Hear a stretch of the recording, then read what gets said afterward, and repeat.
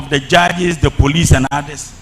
The legislature, which is made up of the members of men, because we are practicing decentralization, and the executive, which is made up of the president and his ministers and appointees. That we must all have equal powers, such that one should not have more powers than the other. And that is the only way we can develop. Now, even having agreed this, one of the most important arms in a democracy is have the president and his appointees who are there. You have the judiciary that is operating, but you won't have parliament. But when you agree to charter the path of democracy, parliament is sine qua non in achieving democratic growth and development.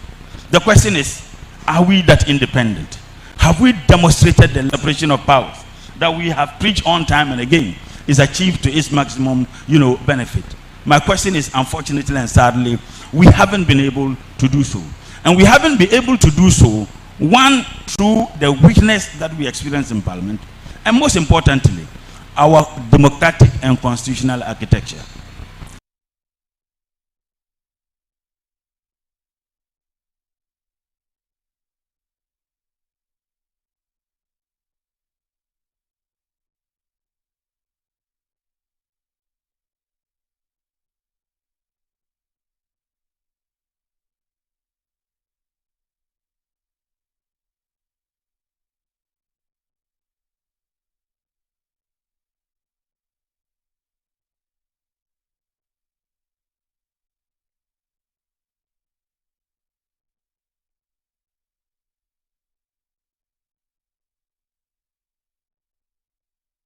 The 1992 Constitution says that the president must appoint at least 50% of his ministers from parliament. What it simply means is that at least 50% or more of ministers should be members of parliament. So you have people who are contesting to be elected as members of parliament, not necessarily that they have a yearning desire to represent the people as members of parliament.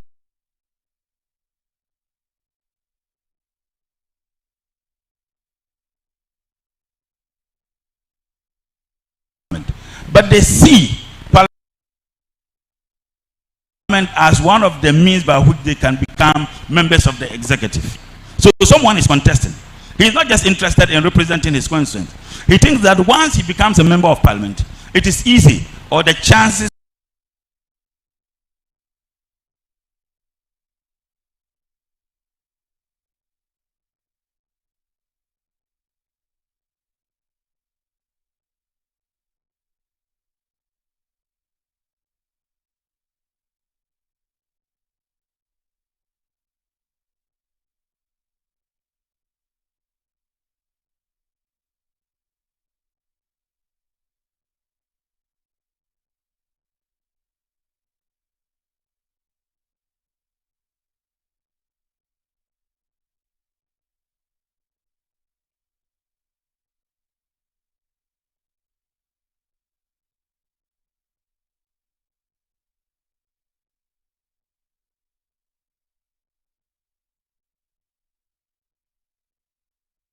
that decision, because that would be double standard. Even at cabinet, if he was a lone voice who was against it, once that decision is taken at cabinet level, it becomes a decision binding on him as a member of the executive. So when he can, and I think that democracy, as a country that has decided to charter a part of democracy, that weakness is occasioned by the same democratic architecture. And unfortunately, the weakness found space in the highest law of the land, that is the Constitution. So, Sena, one of the challenges we face in terms of our weaknesses as a country that chartered a part of democracy is the very Constitution, because the Constitution serves as an insulbeg on the hands of the executive in terms of, of the legislature in terms of doing what they are supposed to do. Now, since the year 2020, every government is supposed to present a budget to Parliament. When you present a budget to Parliament, that budget would have to be scrutinized. So what we approve first is what is described as a budget, is the policy statement of the government. I want to do this. I want to do this. I want to do this. You debate and you approve or you reject. If you have approved it, it doesn't give the executive the control to spend. You must approve that which is called called appropriation.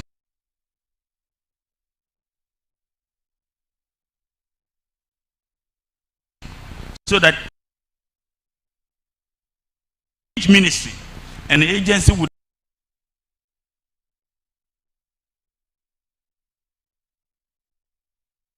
then present A, B, C, D they want to do.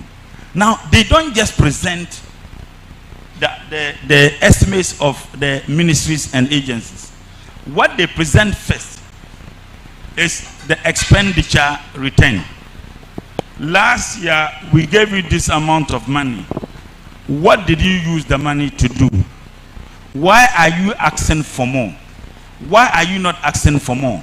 You must provide justification why you think that Parliament should give you more money or Parliament should reduce the amount of money that is given to you. That is where the work of members of Parliament is critical. Unfortunately, and sadly once again, the constitutional architecture denies Parliament that independence to do what is right for the people they represent. And why do I say that? My brother Suhini is in Parliament for and on behalf of NDC. When we were filing to contest as members of Parliament, the filing fee, alhamdulillah, we could have afforded, but we didn't pay our filing fee. Our filing fees were paid by the people from the party. You lose your seat as a member of Parliament. Once the party sacks you, may God forbid, if NDC decides that we are sacking Mutala from NDC and took that decision and sacked me from the party, I will cease to be a member of Parliament for Tamale Central. 2006, interestingly, this same hall, I contested the NDC parliamentary primaries to be elected as the NDC parliamentary candidate for Tamale Central in this hall. And sometimes when I look at the pictures, I didn't know how young I was looking at that time. What occasioned that was my father, my grandfather, my lecturer, Professor Sena, decided to defect from NDC to NPP.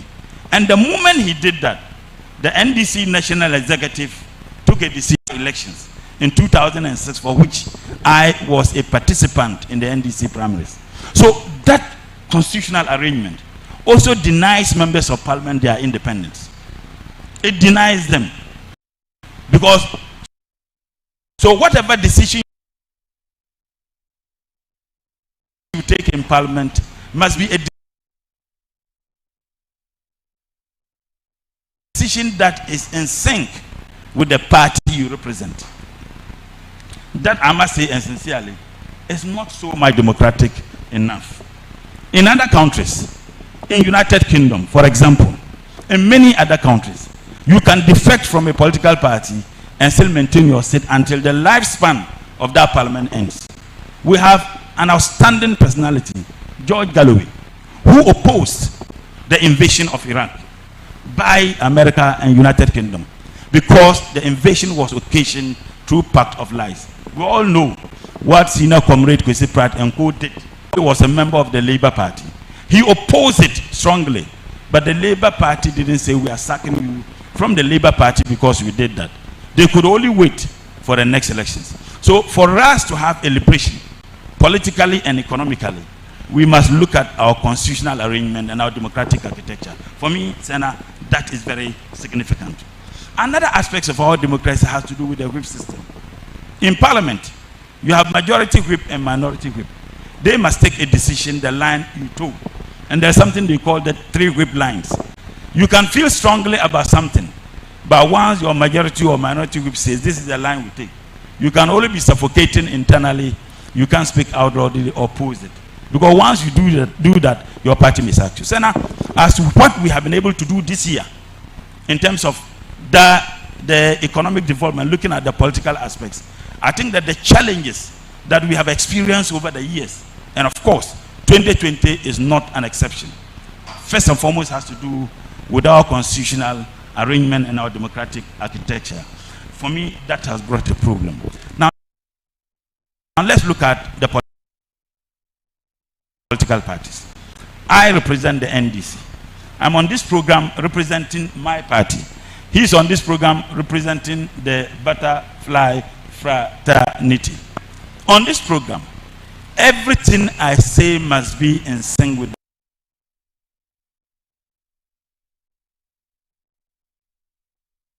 the party I represent. So permit me, Sena, to look at what the NDC did and what the MPP did in terms of this political growth, and look at the economic growth. I don't know how many minutes I have now to conclude. 5 minutes. So 5 minutes, that is too much a time. I will just see if I'll be able to pack them. Now the NDC, within the period of 2000, one of the reasons why the NDC lost elections was my brother. At that time, he was still with the MPP fraternity. They came with pact of lies. And you have Ed Bull, a parliamentarian in the United Kingdom, who says, voters don't vote deliveries, they vote promises. That's what voters vote. They don't vote what you have done, they vote what you promise them you'll be able to do. Under President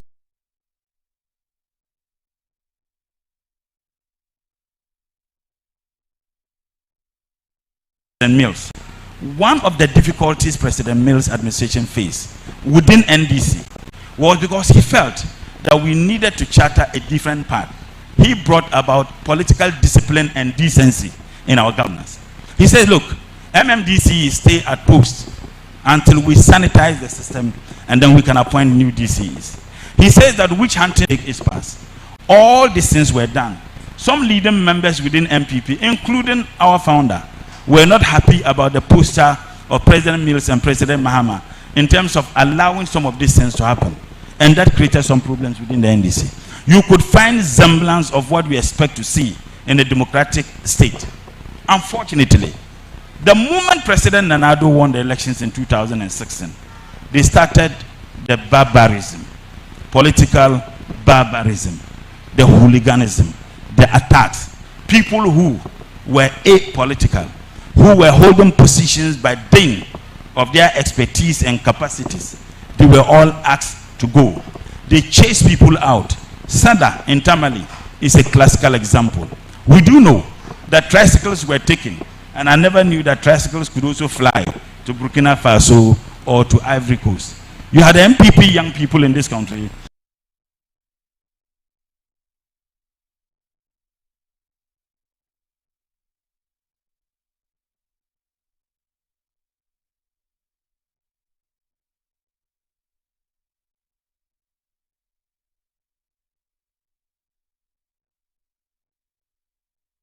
in this region who went and ransacked those places. The one thing people expected President Nana Addo to do at that time, someone who had once been a minister of foreign affairs, was at least to condemn that. He didn't only remain silent, he aided and abetted what they were doing. That was the beginning of the challenge. Now one would expect that all those things that happened today, as we see today, and I'm saying this sincerely, of decency in democratic governance, you don't find that any longer. Apart from the political witch hunting, people were transferred forcefully, regardless the contributions they made in those aspects. One of the reasons, and some of the lies that your party, including my good brother, what you guys peddled, you said President Mahama had appointed family and friends, and I'm happy. My auntie, the needs you. President Nana Addo in February 2016 in Kumasi stated that he was not going to run family and friends government. And the only point of reference was Honorable Joyce Bauer, who was a lawyer in practice 18 years before she was appointed a deputy minister. Now, what did we see under this administration in the first term? President Nana Addo appointed all manner of family members, including the daughter. Now today, I told my friend on a program before that the only way you can get appointment in MPP if you swear affidavit and add Ofuriata to your name.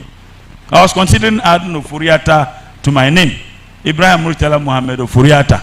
The moment you add Ofuriata to your name, you can get any contract, you can get any appointment in this company. One of the reasons why some of them were insulated from the booty that is being grabbed left, right, and center was because they didn't have Ofuriata in their names. And you know, my senior brother, Dr. Baumia, he was the one who peddled some of, made their auditorium available to Dr. Baumia to peddle those falsehoods, those voodoo economics every day.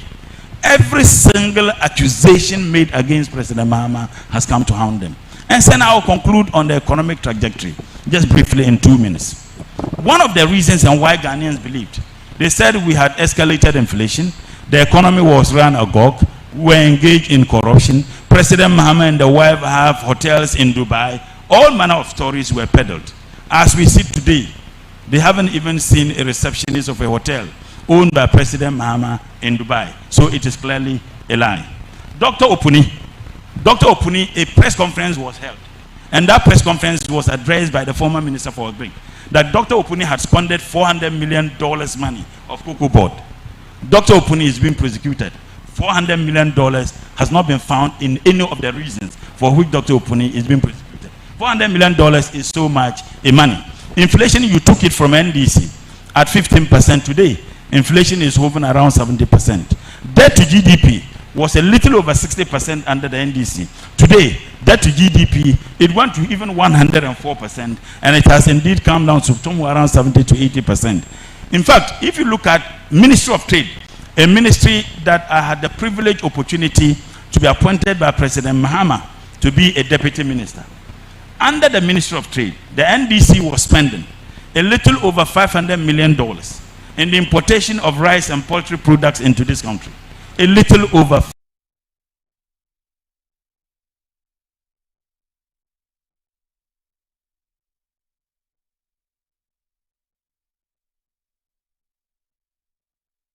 $500 million. Within 6 years, this government, this incompetent and corrupt government, this government which disastrous economic management committee is headed by another incompetent liar, Dr. Baumia.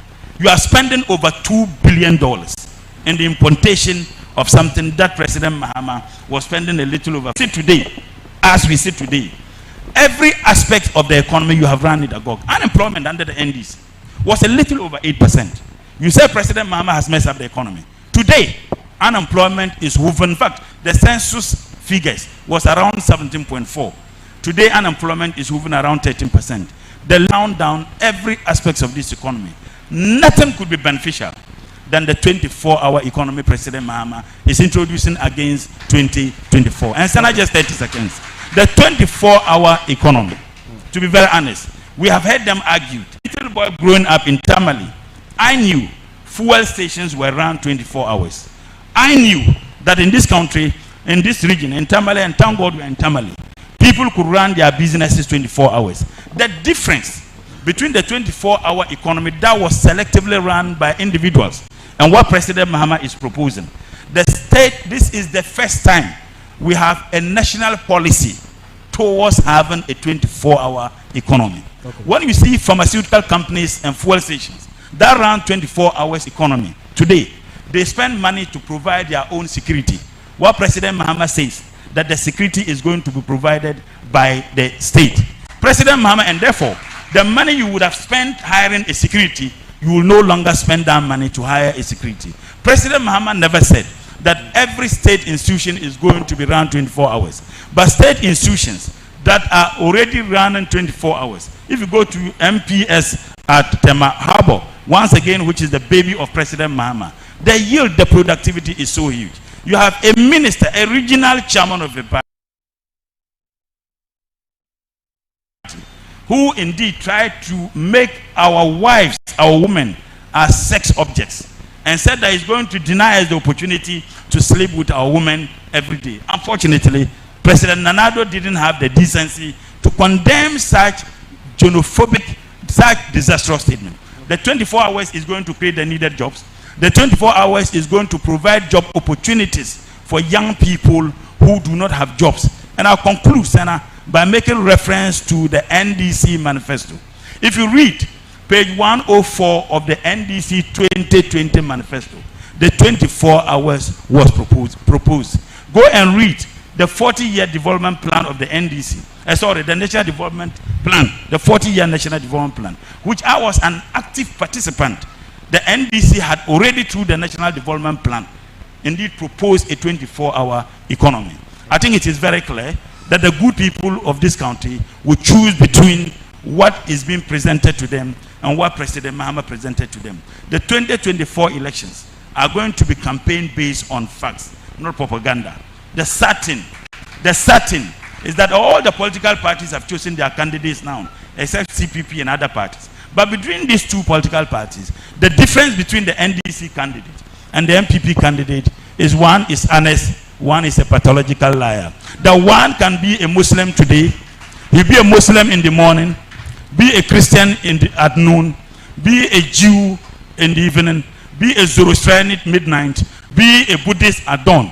He must take his position. This country is a secular state, and the NDC has demonstrated. It doesn't matter where you are coming from. It doesn't matter your religious persuasion. What is important is that you belong to that which posterity will judge, and that is the reason why the difference between the NDC and the MPP is like daylight and deep dark night. So the people of this country, and I urge you that support the NDC, the MPP people themselves are crying. Everybody's crying. And I thank you so much. And once again, I need to thank Pan-Africa TV and Comrade Qwith for bringing this home. This is the home of Pan-Africa TV and Radio Gold. This is the home of Alhaji and Alhaji. Thank you so much. And thank you for giving me that little much time. I appreciate it. Thank you. Thank you. Please pass on the mic to Honorable Alasan Suhini, our other host.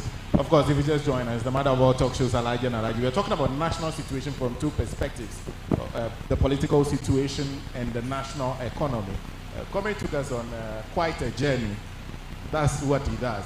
He usually takes you through a journey from history to economics, through politics. When he's done, you learn something new. Right.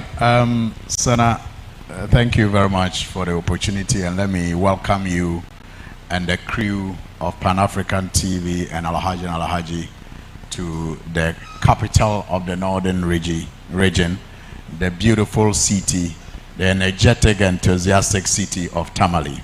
It's our pleasure to host Alhaji and Alhaji today. And let me make a passionate appeal to our young men and women out there, especially those who may be watching or listening to us in town, to make the effort to come to the Pekona Gardens, where they can have the opportunity to witness this happen live. I mean, there's nothing like having that live interaction. I can imagine the sort of inspiration one gets meeting people you have always listened to or watched on TV for the first time. And so it is an opportunity that should not be missed by any young man or young lady out there who is listening to us and is within the presence of Tamale. It's happening live now at the Pekona Gardens, and it will be great to interact with you all when you come, even after this show. I will stand on the earlier protocols that my big brother and member of Parliament for Tamale Central opened with, and that is the deepest and sincerest respect to our chiefs as he acknowledged them, and our opinion leaders who are also gathered here to support today's program. Let me also acknowledge Senior Comrade Uncle Qwith and the Member of Parliament for Tamale Central, Ibrahim Mohamed Mutala. Solo belongs to the Butterfly Movement now, and our big sister Joyce Bauer Mukhtar. Now, yes, I agree with you, Sena, when you say that the Member of Parliament for Tamale Central has taken us through quite a journey and classroom. And in order not to go through a revision of the notes that he delivered, I will take us to the political platform. So from the political classroom, it is important that we go to the political platform. Now, I am also a trained teacher, so I know that you teach from L1 to L2. Those of you who didn't go to training college, that's your wahala. You know what L1 to L2 means. But yes, you need to teach from the knowledge the knowledge that no brain is empty. I mean, any person you meet has some level of knowledge. So when you are going to teach a person, you have to identify what the person knows, and then you build upon what the person knows. So in teaching, we are taught L1 is language 1 and L2 is language 2.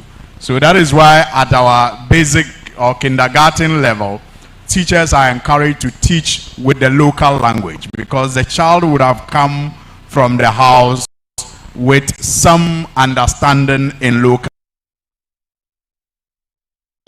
dialect. So you teach from that understanding. If you are going to teach a broom, you just don't start teaching him broom.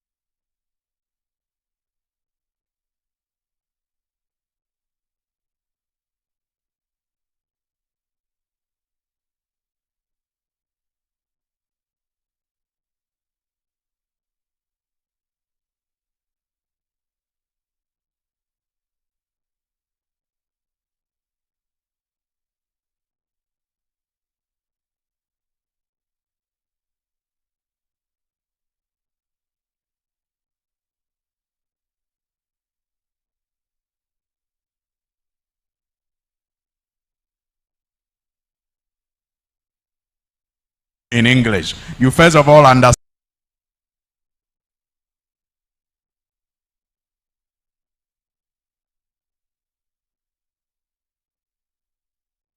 were to be checks on each other.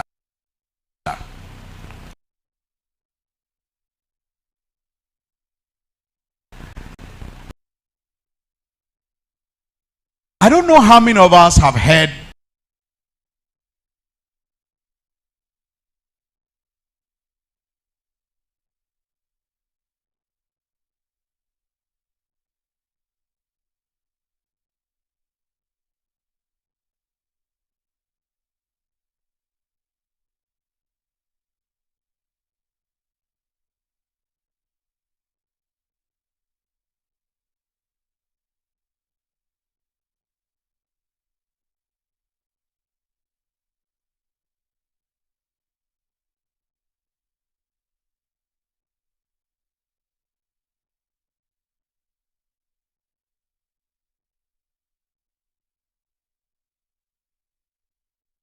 recently or of late, very often, the desired dividends.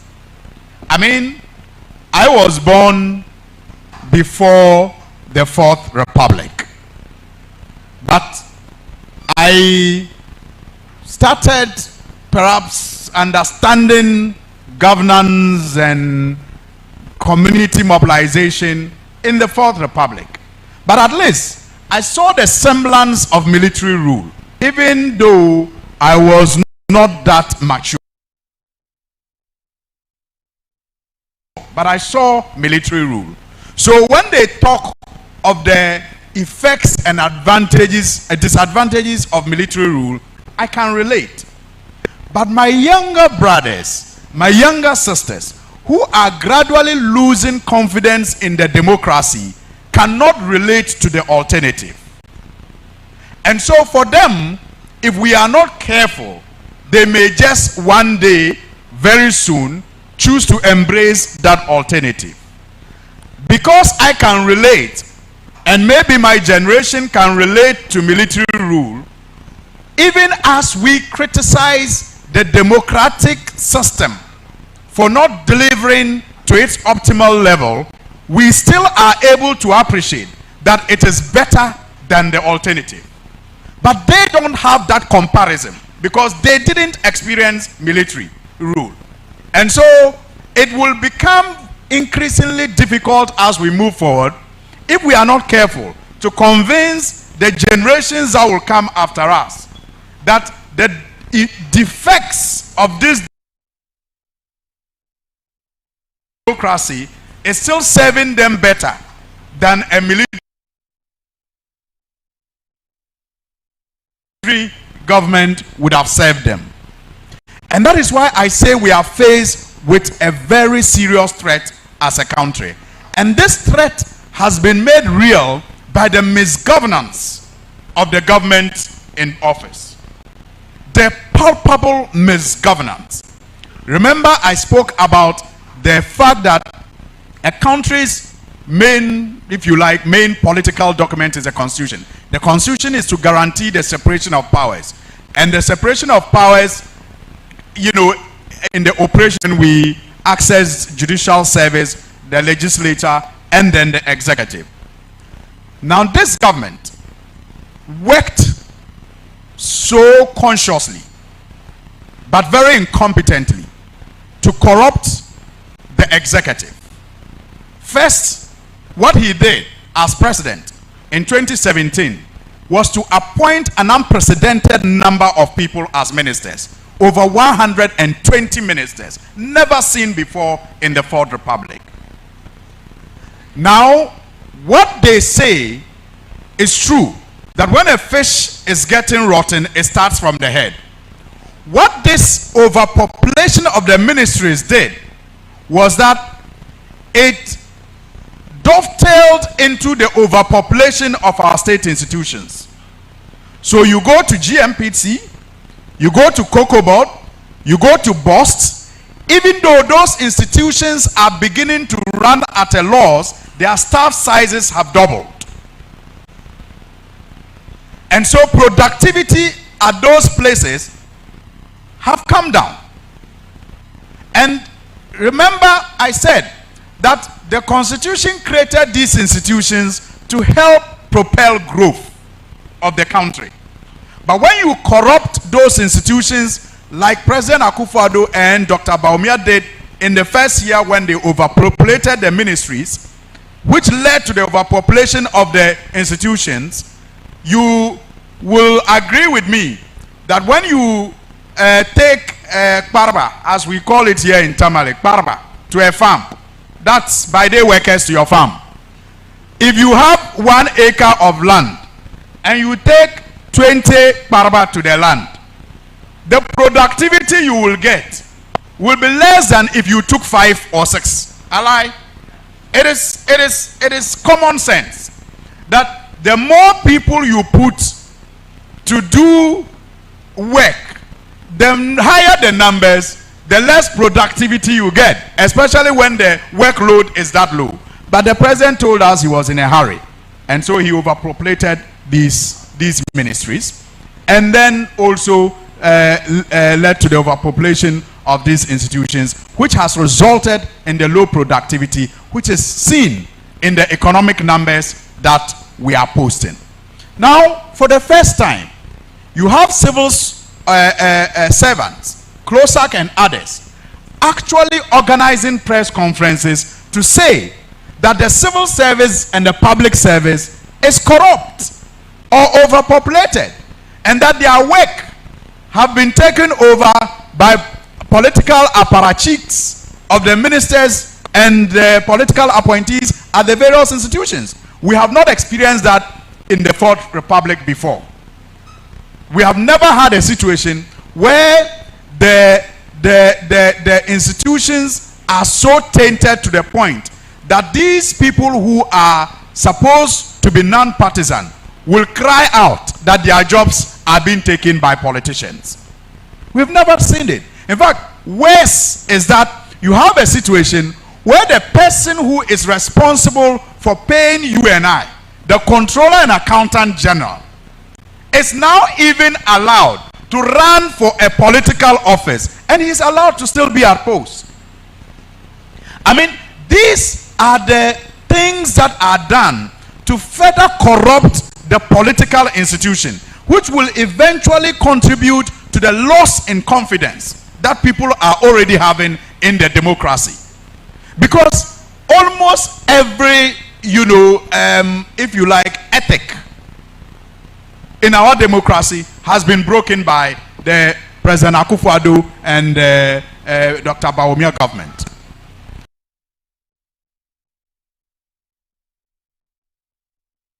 Things that politicians were shy to do, even if they were sure they will not be found out, but they were shy to do it, they are not shy. In fact, on our way here, I was telling Comrade Kwesi Prad and Solu the number of lands that were for the West Hospital, which has been annexed by people in political office, and they are not even using pseudonyms. They are using their personal names. That's how arrogant that the power that they are enjoying have made them to begin to feel. They are corrupting almost every state agency. Look, you have a situation where the Constitution created an Auditor General's office. Now, this Auditor General's office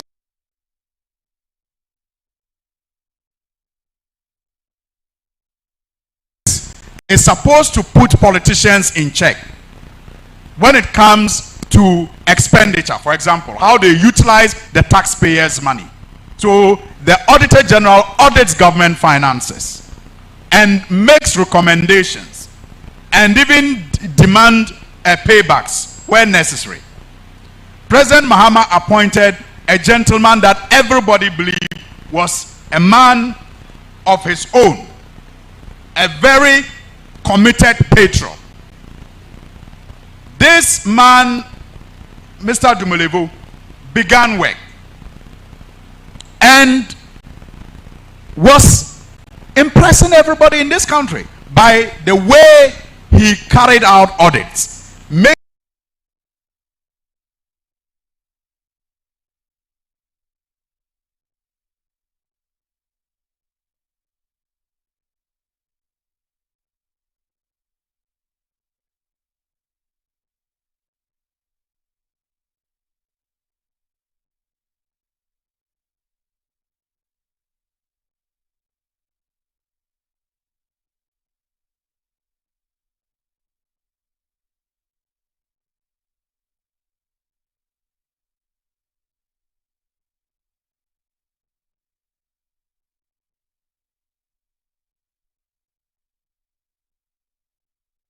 sure that even timeline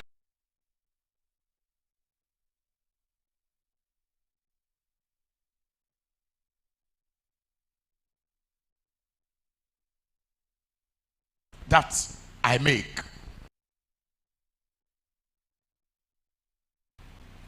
Only for the Supreme Court to belatedly come out to tell us that the president acted against the Constitution but has no consequences to suffer. That is how people begin to lose independent state institutions created by the Constitution rights to guarantee the separation of powers and to ensure that people have confidence in the democracy. People will begin to lose confidence, and that is how the democracy becomes threatened. That's just one. Dumolevo is one. You would have considered it an isolated case and said, okay, every government have infractions, and so maybe this is an isolated case. I give you another one. He himself and his government decided that in order to continue with the lie that they told the people of Ghana about their commitment to fight corruption, they were going to set up an office known as the Special Prosecutor's Office. Office of the Special Prosecutor. He set it up. He appointed one of the people he himself believes is an independent-minded person. A no-nonsense person. That's what he told us when he was appointing him. And that no one can control him. And that he's a patriot. That's what the president told us. It doesn't matter how you and I feel. But he decided that this was the man to help him prosecute corruption. Then Martin Amidou is that man, and Martin Amidou was appointed. A few months down the line, just like Dumoulin, one of the president's favorites again. This time, the finance minister, Ken Oforiatta. And that was the end of the marriage between him and Martin Amidou. And Martin Amidou didn't just stop there. He came out and he told us, like we are often told during the outdooring of children in the South, that he has tasted water and he has tasted alcohol. And so he knows the difference. Because according to Martin Amidou, I have seen corruption in NDC and I have seen corruption in MPP. But this man in MPP is the mother serpent of corruption. I mean, clearly, that is how people lose confidence in a democracy. Because when you ride on a campaign to fight corruption, and then you continue with that ride by setting up an office that you hope to use to set up to fight corruption, and then that person who occupies it, you projected him as an independent-minded person. And when that person, just like the Auditor General, touches your favorite, he loses favor with you. Then it further, gives credence to the reason why people begin to feel that the democracy is not serving their interests. Okay, if you say Domlevo, it is, what do you call it? Perhaps an accident. Then you say,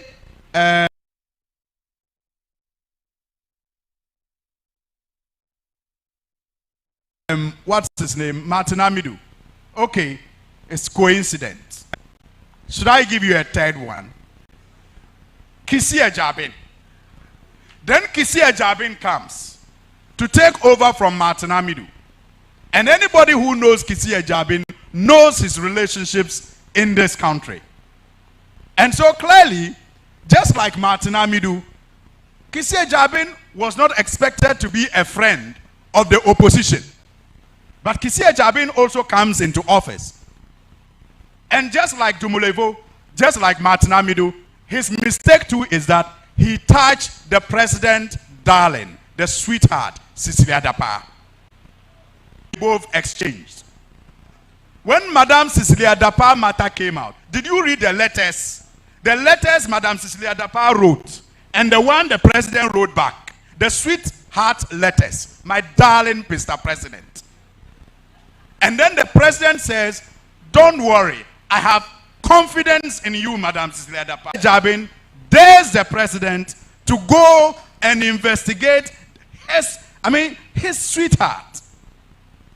Why is he surprised that he is faced with the obstacles that he is faced with? He should have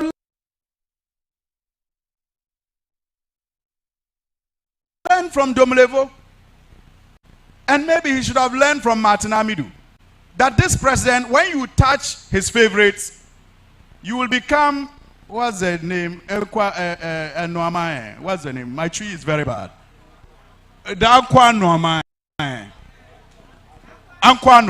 Yeah.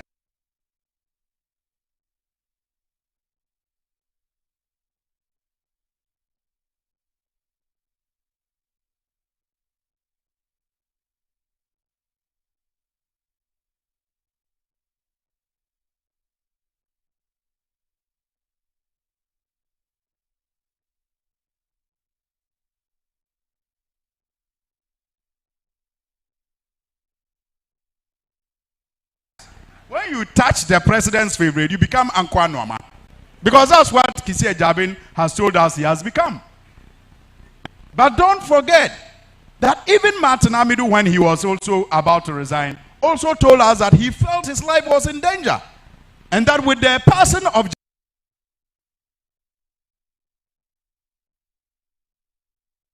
Rawlings, he did not have anywhere to hide again. So it was better for him to leave.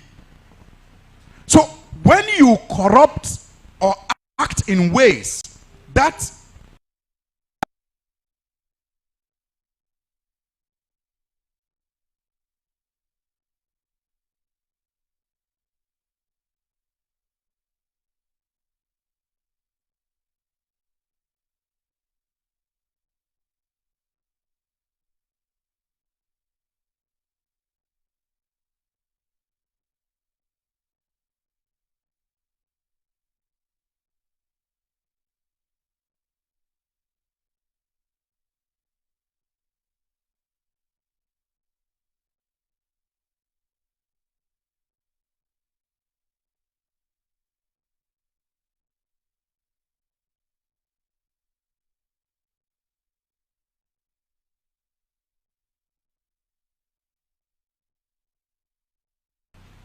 that the judiciary is not living up to its expectation. It's one of the most corrupt institutions, one of the most politically manipulated institutions. I'm not just saying it based on political, expediency. I'm saying it based also on research that has been conducted by researchers, that it is politically manipulated. Even if you cannot read the research, can't you see again that the courts are being populated by people who are affiliated to the New Patriotic Party? Not just affiliated, in fact, members. Because if you talk about affiliation, you can expect some level of independence and impartiality from them when cases appear before them. But we are talking about card-bearing members. Never done before. I mean, in the past, President Mahama was criticized for appointing an active person from his party, had worked actively in PNC, but not in NDC. And so President Mahama appointed that person to the bench. And Nana Akufo-Addo and his cousins, Gabi leading the charge, criticized President Mahama for appointing someone who had done active politics onto the bench. But look at what they have done. They have actually appointed a former chairman of the New Patriotic Party in a constituency in the Volta region to the Supreme Court. That person was not only a former chairman. From chairman, he rose to become criticized, appointment of politically active people in the past. Today see nothing wrong with appointing their own party member onto the bench. And look at the swearing-ins that are done on a daily basis. Supreme Court, Appeals Court, Court of whatever. They are packing the courts up. And maybe it's because they know what they have done. And they want to avoid accountability. But let me serve this notice that His Excellency President John Dramani Mahama, working with a team of crack brains that put together this constitution, will not only be rescuing this country, but will also ensure that from 2025, people will account for all their misdeeds and their corrupt activities. No matter how they pack the courts, they will still not get away with the loot. They will still not get away with the, destruction that has been caused by their misgovernance. That I can guarantee you. After all, why? The NDC crafted the constitution. They put the constitution together. The NDC, through the People's Tribunal, have done it before. And anybody who studies the constitution properly will tell you that the court systems as we have it now are not the only way that you can find justice for the people. And I am giving you an assurance, without going into the details, that no matter how they pack the court, the NDC from 2025 will find a way legally acceptable, constitutionally endorsed, to get them to account for every misdeed and every misgovernance. Because the people of Ghana deserve that. The people of Ghana, if for nothing at all, deserve to see people being held accountable for the pain and suffering that they have been put through in the last 7 years. Forget about the disappointment. Because for me, even when I criticize President Akufo-Addo and Dr. Mahmoud Bawumia in the past,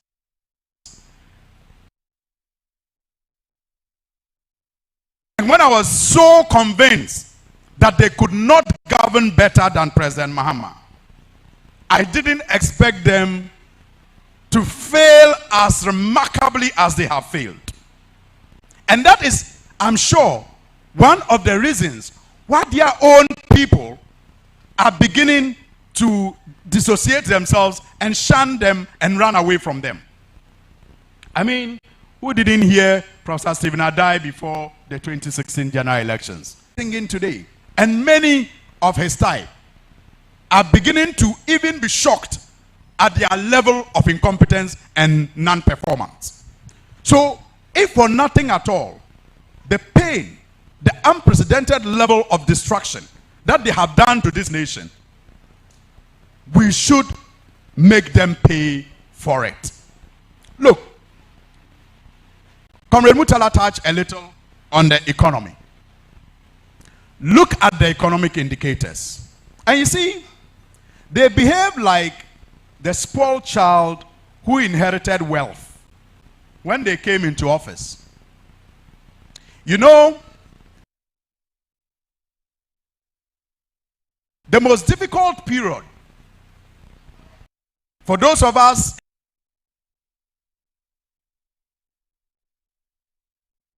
in the north who are used to farming practices is this season. The most difficult period in farming is this season, the land preparation season. This is the dry season. So even when you get up now and you are going to the farm, people are wondering why you are going to the farm. But if you don't go now, when the rain starts, you will not know where to go. Ally? Yes. So President Mahama, when he was in office, did that land preparation. We were faced with an energy crisis. An energy crisis that energy crisis that President Qwith was faced with. And that is why he brought in the toy generators. You remember, Ureku Bobke called them toy generators. An energy crisis that President Mills was faced with.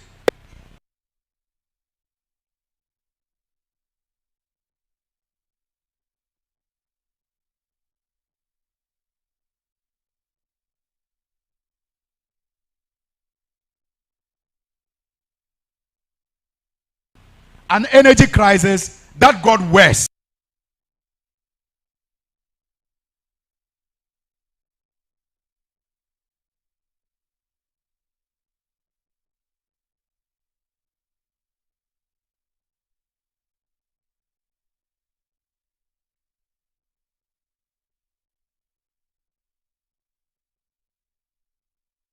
Because of consistent neglect to that sector under President Mahama.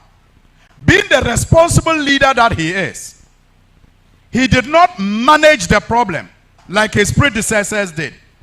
He made a pledge to the people of Ghana to fix the problem. And the problem was three, layers. You had the financial problem, you had the fuel problem, and then you had the generation. Then the financial problem.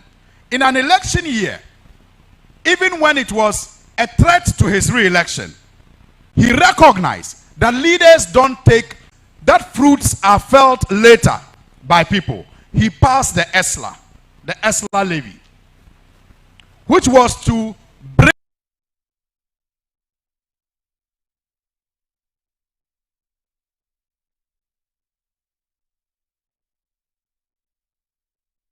levy to solve the financial problem, and brought in the generators to solve the generation problem. And that put the country now on the pedestal of growth. So around that time, World Economic Analysts predicted that given the work that President Mahama and his team had done in 2016, that the economy was going to grow by about 9% in 2017. And I'm telling you about what I mean when the import levy, the importation of sugar, tomatoes, and poultry products. President Mahama at the time identified again that we're importing sugar, we're using about $300 million a year to import sugar. And he said that was having an impact on our exchange rate. Because if we could conserve $300 million in this country, we will not need that to bring in sugar. So in order to solve that problem, a thinker that he was, the visionary that he was, he set out to set up the Commander Sugar Factory. And the Commander Sugar Factory would have ensured, just like the Ghana gas, that we would have produced our own sugar, would have saved hard-earned foreign currency. So they came to inherit all of this. And so by 2017-2018, they were, like I said, behaving like the child who inherited wealth that the parents left behind. They did not know the hard work that went into the creation of that wealth. So 2017, Ghana's economy grows by 8%. This is your kai po puzurna zungo kachi kachel na ntanye to abiakatanga ma yengnem na ko endirma kalara shepu bendira ko bsa antlam payu na ka banganji wahala shel jilena. Is that not correct? Yes. So when they came in 2017 without doing any work, by just sitting in the office, the Ghana's economy, like the analysts predicted in 2016, grew by about 8%. They said, we are the best managers of the economy. 2018, it was still growing because Kambong Madana Kupalme. I'm speaking in Tamale. So if you don't know Kambong, I'm sorry. So by 2019, Kambong Ma Karapili Swasibu. So you saw that the growth started growing down.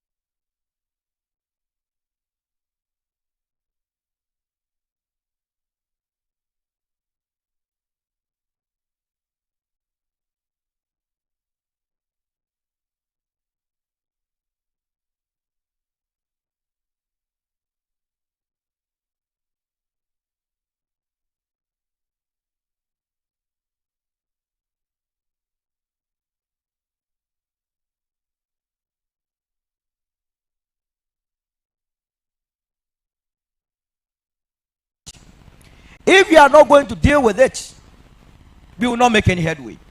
He has an independent view, and I disagree with him on the fact that he was sent to Parliament by the National Democratic Congress. He was not sent to Parliament by National Democratic Congress. The moment you are voted for, you represent the entire constituency of Tamale North. That includes CPP,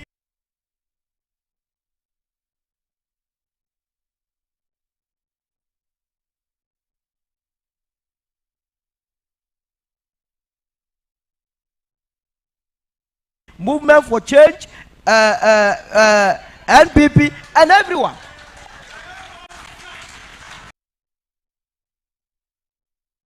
And you know, this attempt of trying to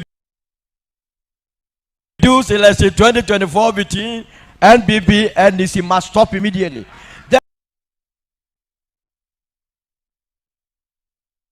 Election 2024, it is going to be about issues, and when it is about issues, it is about Alan Chamantin and the rest of the country, and that is what we are talking about. So taxes are sent to Parliament. Is that not the case? Parliamentarians are the ones that approve taxes so that we pay. As you speak, from January going, if you are paying insurance, they are going to accept that we must pay more. If you are using a vehicle, they say we should pay 100 cedis. Already our current situation, we are unable to bear it. And we are heaping more. Look, we can complain all we can. These ministers that we complain about, bogus, some of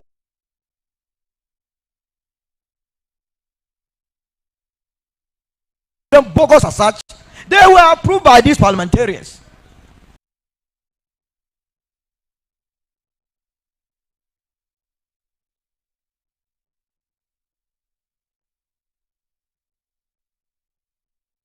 What are we talking about? That you went to Parliament to do good to your people. They brought you bogus ministers and you approved them. A while ago, we were talking about some of the Supreme Court appointments being party apparatchik there. And that is why I'm saying that election 2024 must not be business as usual. Ask probing questions. Which of the leaders has the plan? Look, Tamale continues to grow cotton. Is that not the case?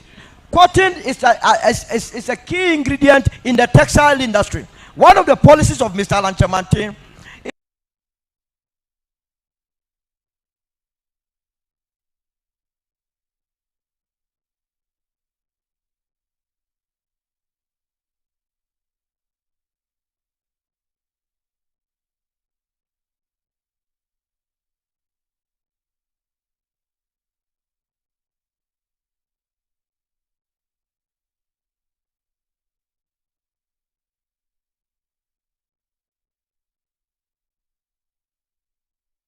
to invest heavily in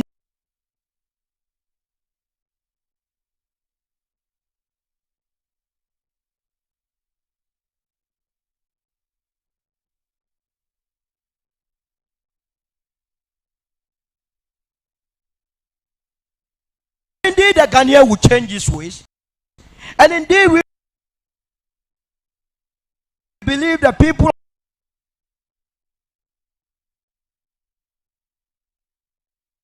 Tamale will change their ways come 2024,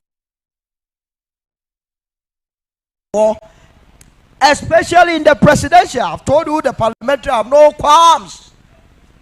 You decide. But the presidential, you cannot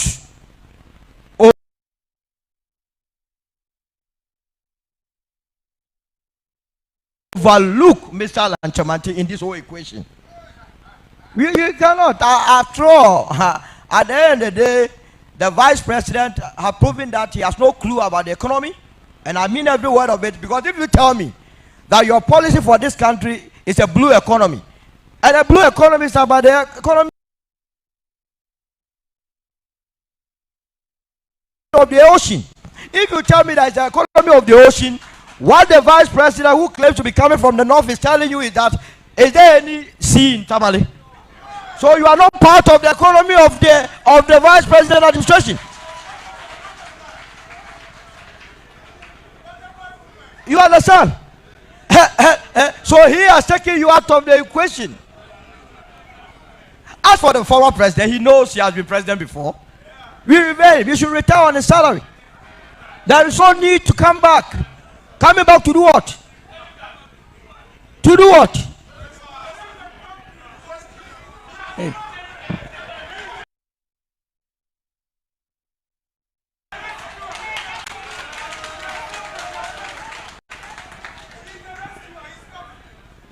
So it tells you that we have to vote based on the issues. We intend to invest heavily in agriculture and back it with industrialization. It is out of this agri that you get the raw materials to feed the industries. Every minute, his own works at the Trade and Industry Ministry. For the first time in the history of this country, Ghana is assembling vehicles here. 6 automotive companies are assembling here. These were all policies that he himself sat down, wrote to woo these automobile companies into the country to be assembling here.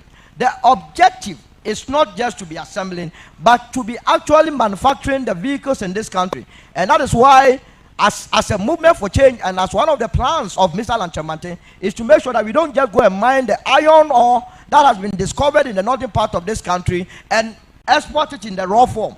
No steel. Out of that steel, then we can manufacture the vehicles here. And that is why we take a serious view to the lithium deal. Because as part of our strategy, as a movement for change, is to develop the automotive industry. And if you want to develop the automotive industry, you know very well that there was. And if you have rechargeable batteries, and one of the key components of rechargeable batteries is lithium. So you don't go and get lithium and go and sell it cheap as though we are afraid to develop. And that is why we as a movement believe that it is time the country entrust the destiny of this. Now to the youth of this country.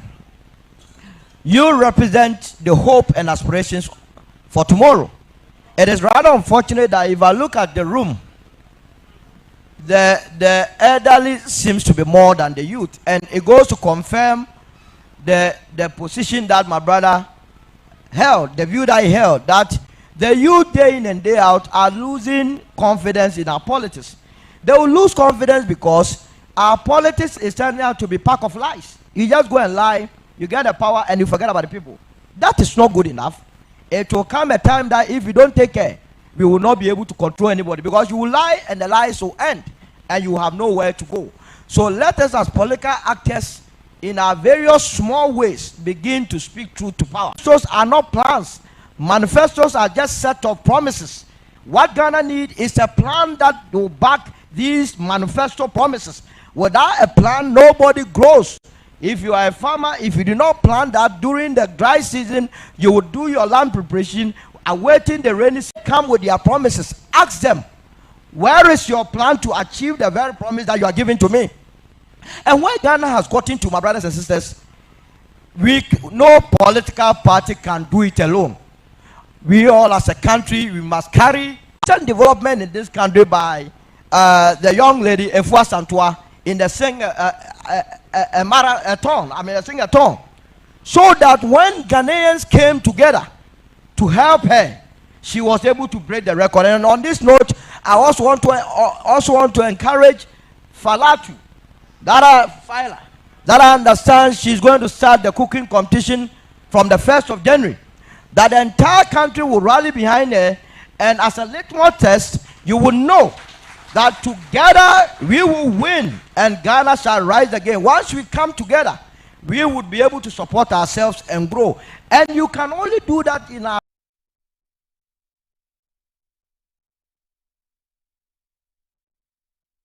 political sphere.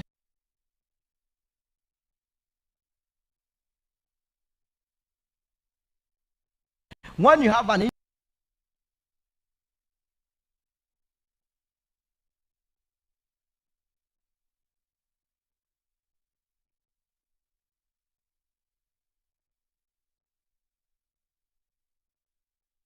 independent candidate. Trust me.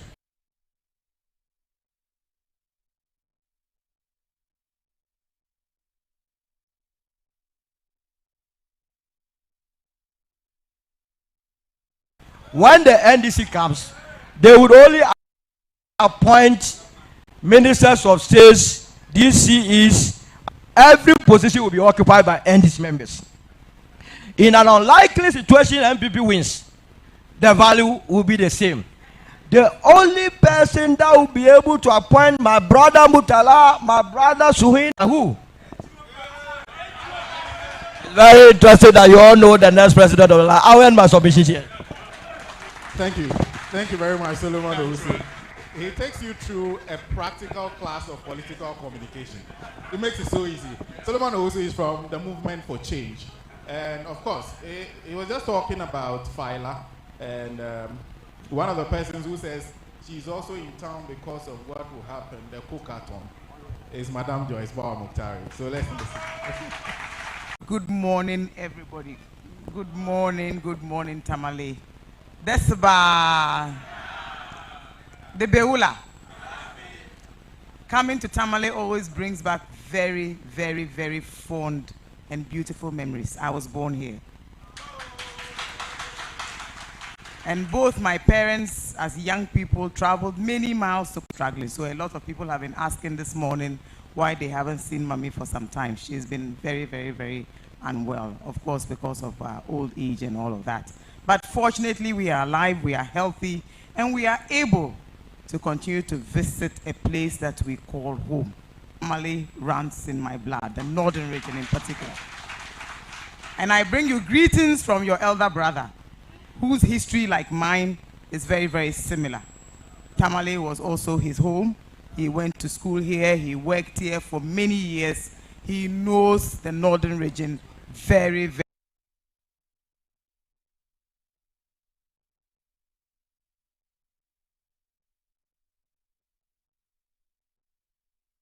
very, very well. In fact,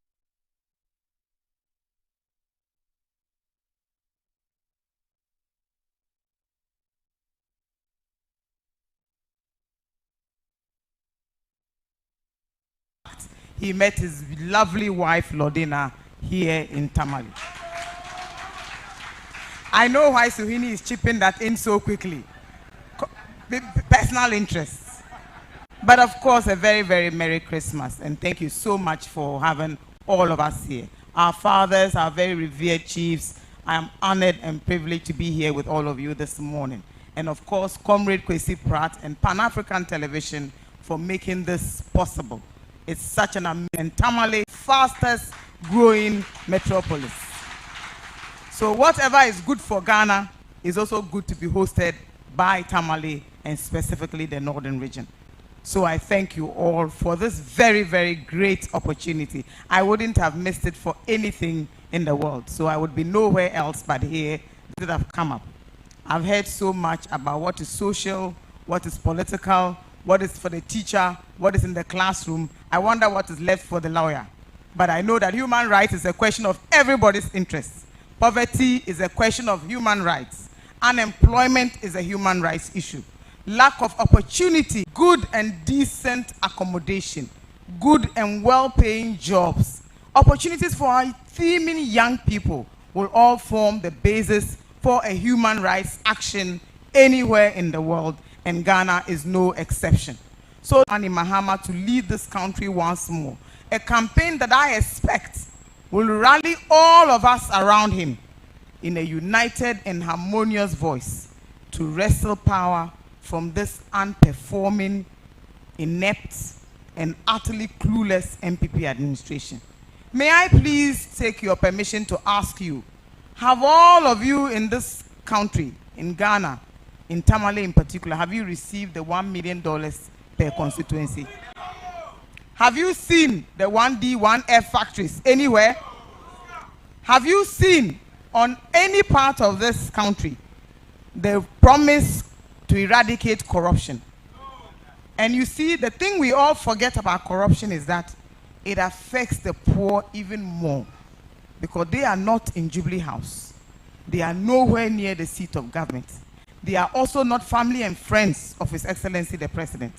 And so they will never be part of the nepotism that has reduced the public cake to a piece of cake shared only by a few family and friends, men and women of President Akufo-Addo's administration. My brothers and sisters gathered here, it is a conversation that all of us must be very, very, very interested in, how we intend to make better the lives of our most poor, the lives of those in our rural communities, of our women and of our children. The daughter of a feminist, anything that happens to a young girl, a young woman, or a woman anywhere in the world is a matter of grave concern to me. And when there's social unrest, when there's extreme corruption, when there's lack of employment and opportunity, the ones who are most affected are our women folk. Make no mistake, the woman is actually the fiber that holds the families together. And here in the north, we all know that most of our livelihoods, most of the hard work on our farms, in all the things that we do, are largely driven by women. I've recently seen research that suggests that of the 950,000 people who live in the Tamale metropolis in particular, at least 25% of them who are women are also farmers. It is therefore imperative that all of us focus largely on how to alleviate poverty. What is the main reason why all of us from the former Northern Territories have actually avoided poverty? It's because of education. Nothing more. Quality education, good education, relevant education, skilled education, empowering education, an education that redeems you from extreme poverty. So you'll find that growing up, even where one individual in a family gets a great education, great opportunities, it actually does what? It redeems a whole family. So question the level of deterioration in our educational system. You are all parents. You know how long the children spend in school. You know the quality of the students we are turning out. You understand what the future is if you don't have a skilled, well-educated set of young people. We also know that the young people are the future that we all envisage. Look, religion is indeed the opium of the poor. But imagine an ignorant poor. That is even worse and more disheartening.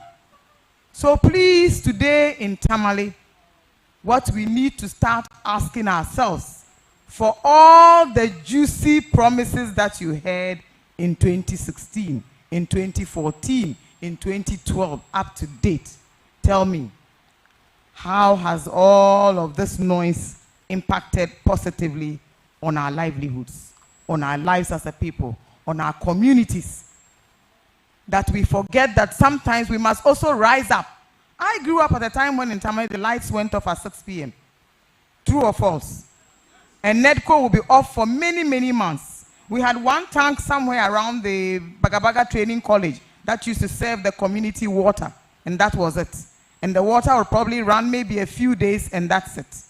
It is thanks to the vision of the National Democratic Congress that Tamale, the northern region, was joined to the national grid.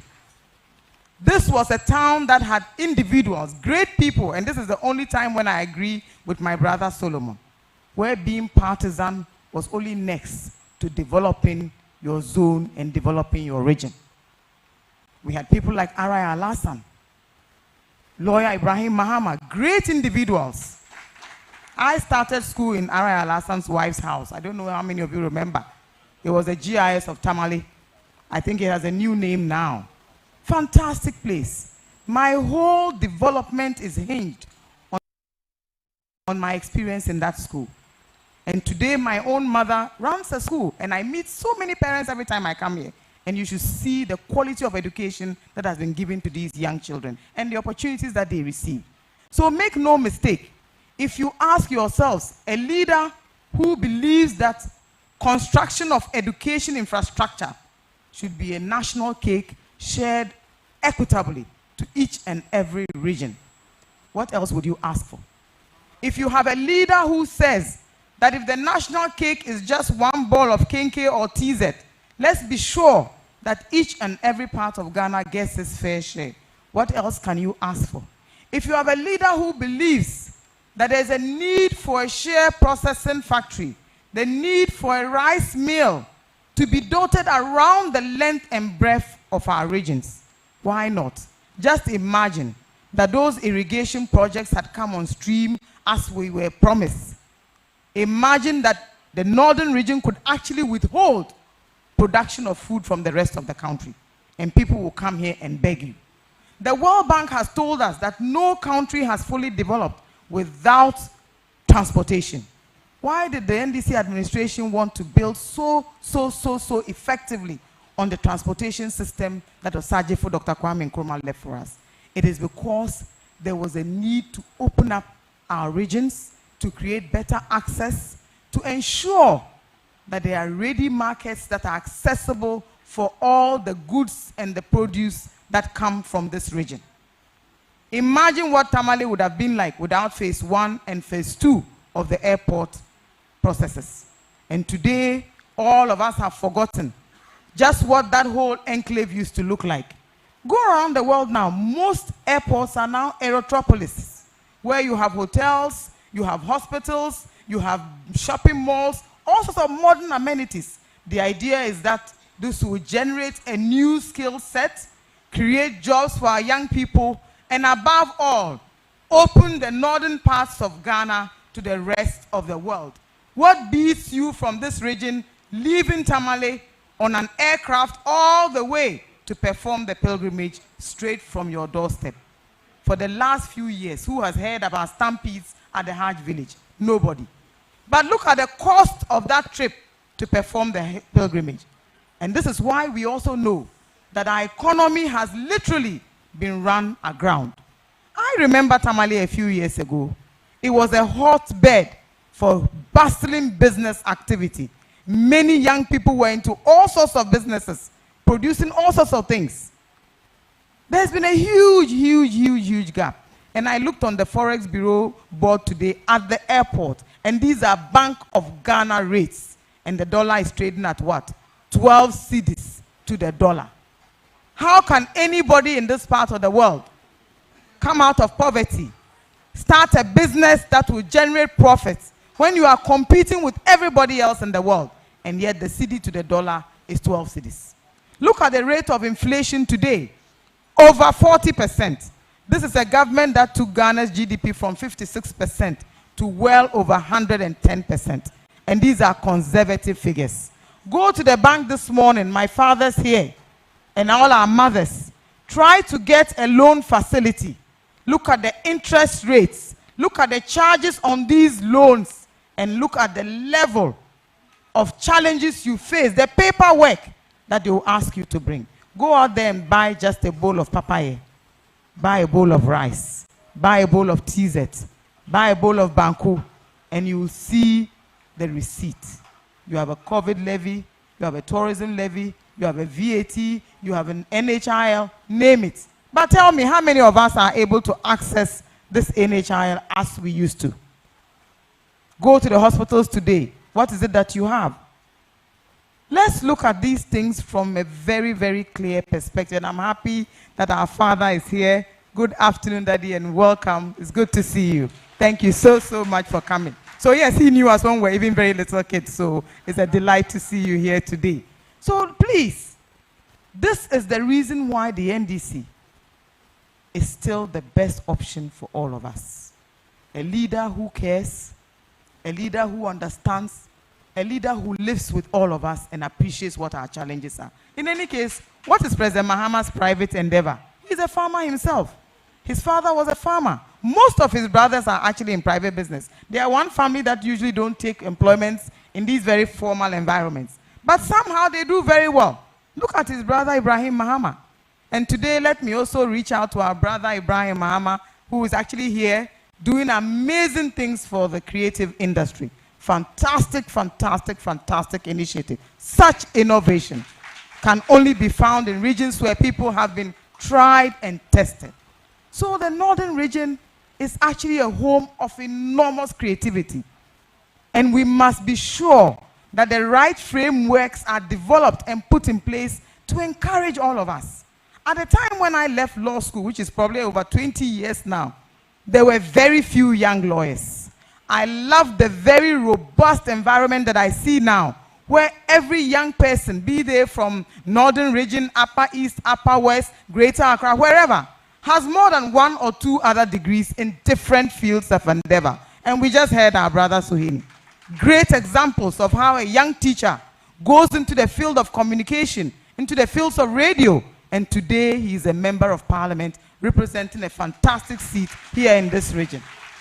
This is the sort of future that our parents envisage, because my father was a 3rd generation young man, first in his family to get a proper university degree. And when he got it, he was well over his mid-30s even. Life was not that easy all the time. Today, you have the University for Development Studies. You have the Tamale Teaching Hospital with a commensurate medical school for young people. And look at the number of doctors that that institution currently churns out. And all of these things are thanks to the ingenuity, are thanks to the love for humanity, and above all, the consideration that the governments of the NDC have always imagined for Ghana. Not just for NDC, not just for the individuals, but for each and every one of us. My brothers and sisters, make no mistake, 2024 presents us with a fantastic opportunity. A clarion call is being made to each and every one of us to rise up not for ourselves, but for the commonality of society, for the individual who has no voice, for the one who will not be in this room with us to listen to any one of us, but for the ones that all of us here have become role models for, examples for, the persons that we inspire most, especially those who need it. Look, to be able to achieve financial independence beats everything in this world. It is a fundamental human right. To be able to wake up in the morning and afford your medication. To take it for granted that your pensions that you've invested will actually generate profits for you. Today, look at our pensioners. Over 1 million of them have been completely disenfranchised from their own investments. And you saw our former Chief Justice, a jurist par excellence, joining the numbers to raise awareness for the challenges of these haircuts. Leaders who are so inconsistent, leaders who do not walk the talk. These are not the sort of leaders that the Asian tigers had. This is not the future that people like Lee Kuan Yew envisage for their people. This is not the story of what our fathers and grandfathers wanted for us. And this is certainly not the Ghana that we want to leave for our children. We want a Ghana where leaders stand for what they believe in, where leaders speak truth to power, where leaders stand in all humility to consult, to listen, to take advice, above all, to lead even in humility. And you know, I say it all the time, that one of the most lasting qualities of John Mahama as a leader is his enormous humility. You walk past him in the morning and you think, oh, did I just walk past the boss? And you turn around with a smile.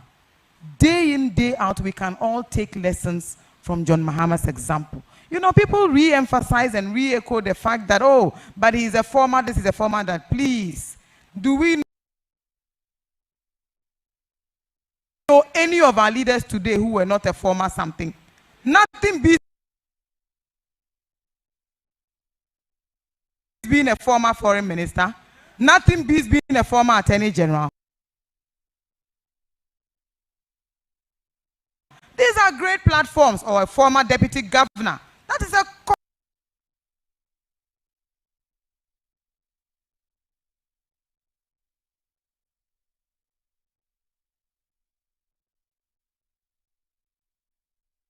vetted role. Who wouldn't want to be a deputy governor or governor of the Bank of Ghana? Everybody would want to do so. Today, that bank, where we believe that we're going to arrest the cedi and the dollar and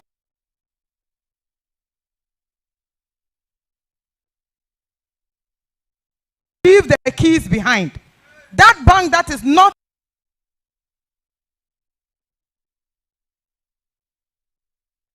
a deposit-taking bank today has been able to cause financial loss to the good people of Ghana. How is that possible?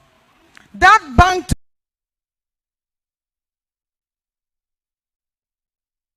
today requires a huge monstrosity of a building to survive.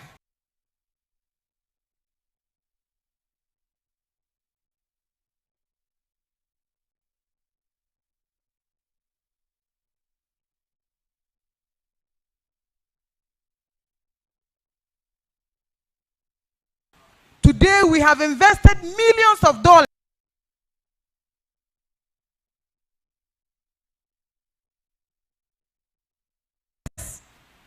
in the construction of a national cathedral, and yet when you go past that cathedral, you see absolutely nothing. Of the 950 people who live in this metropolis, if that $100 million were given, even half of it, to the half of people in the bracket looking for businesses, looking for resources, looking for funds, imagine the profitability of that amount. Huge. We destroyed brand new buildings belonging to the judiciary service. We construct a cathedral. And in the name of that cathedral, the stealing that has taken place is mind-boggling. Today, in 2023, we have the government of Ghana with one of the weakest finance ministers in the history of this country, coming to tell us that the office of government machinery alone is going to be getting what? For what? So that they can churn out more propaganda, churn out more fake news with money that can go to our rural communities.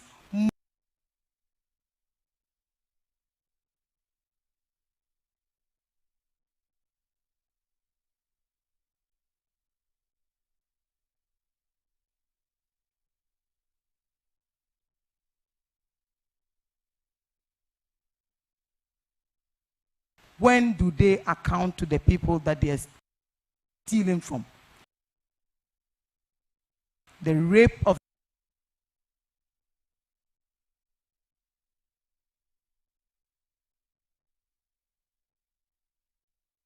the public purse, and yet when you try to question or criticize, I have borne the brunt of a lot of it. And this morning, my brother Suhini was telling me about one of those simple things that they do that I think that we all should realize, that the government has no message. They have absolutely nothing left to do. So the only thing left is to malign and use disinformation, fake news in particular. A lot of the monies that they take into Jubilee House, that's all they're doing with it. Trying to change people's sentiment.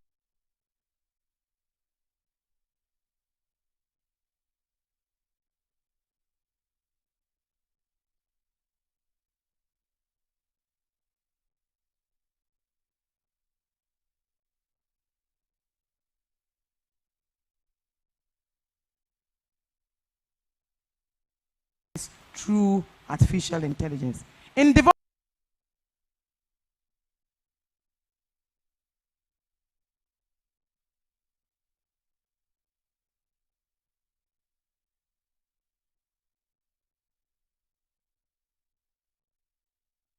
countries, people use AI today to challenge documentation, to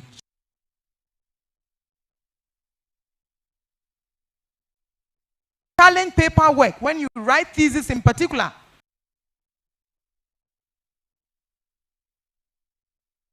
these things are used for positive things.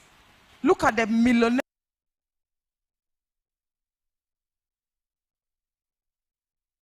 and billionaires that have risen up because of artificial intelligence.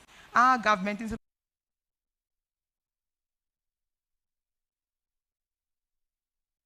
using it to help us. They are using it rather to destroy political opponents. I have never said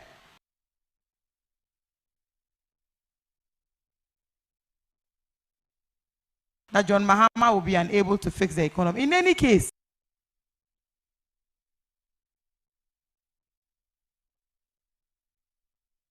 at the time when John Mahama and Professor Mills were in charge of this government, we maintained a single-digit information for well over 17 months. And everybody was very conscious of the fact that Professor Mills in particular cared very much about society, about poverty, about all the things that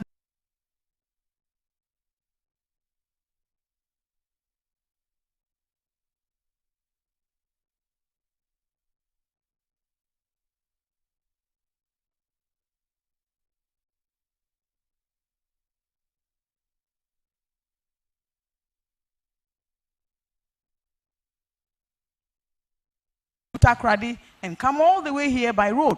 So whether you live along the coastline or not,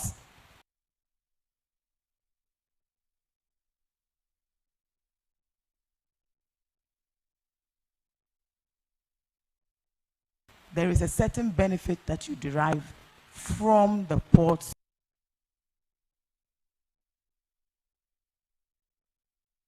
of Ghana, wherever they are based, because that is where you can have a port facility.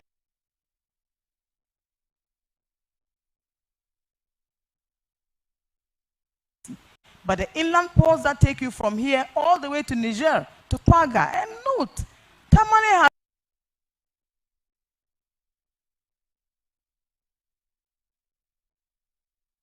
has always been a fantastic trade route from Tamale to Paga to Salaga.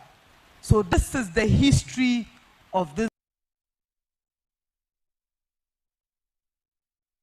beautiful region.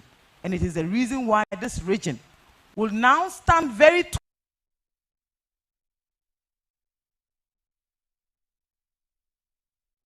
tall as we go into 2024 to make a resounding statement to retain our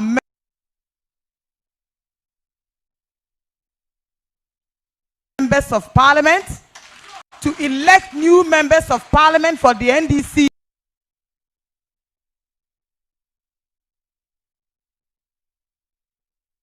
Make no mistake, you must have overwhelming numbers in parliament to push through your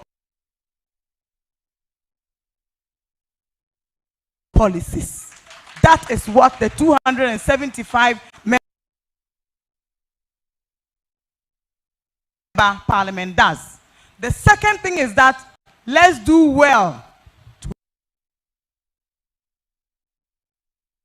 ensure that wherever we have females standing, that we do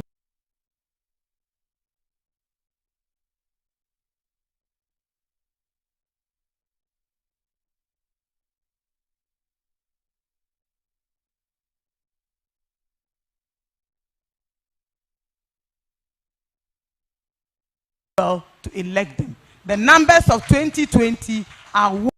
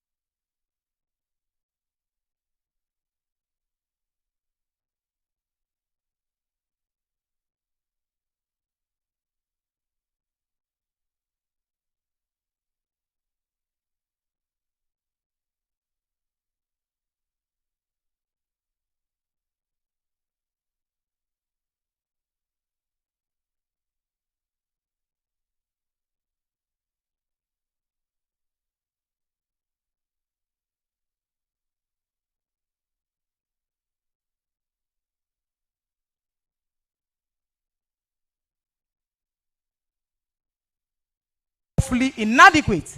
The third thing is that we must stand up to be counted.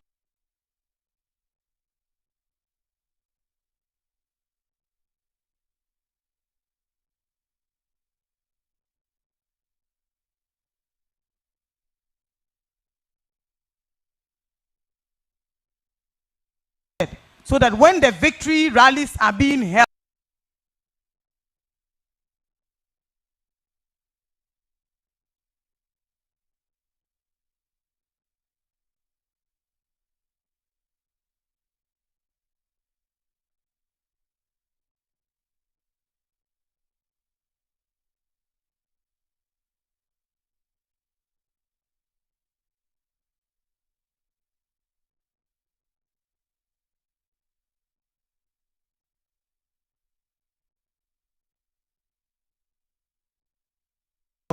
the northern region will be mentioned for your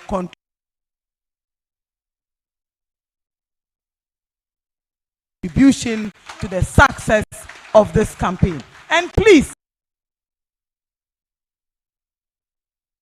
all of us have a stake in the success of the NDC, because the success of the NDC is also the success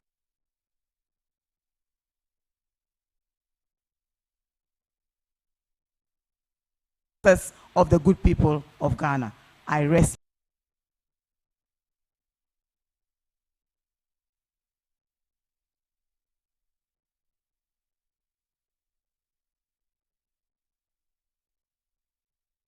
My case. Thank you very much.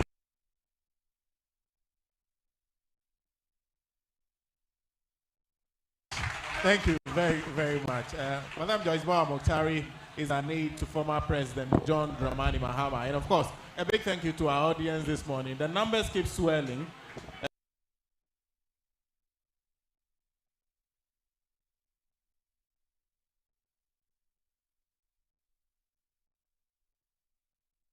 Thank you all for coming through. There was one man who told me from 2019 that we were going to come here. I never thought that when he was saying that in 2019, it was going to be this bad. That's Comrade Kwesi Prajino. He kept saying it from 2019. Today we are here, we are discussing the national situation, and of course, we'll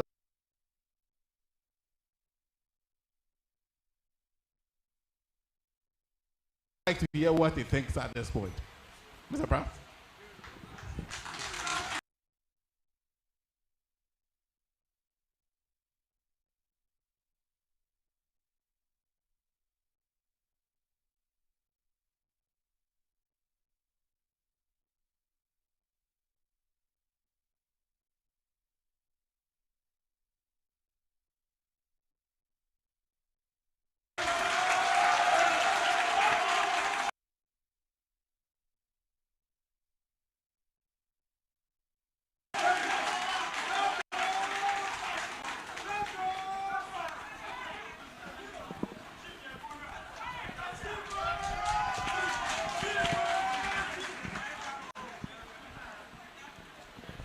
Well, we are all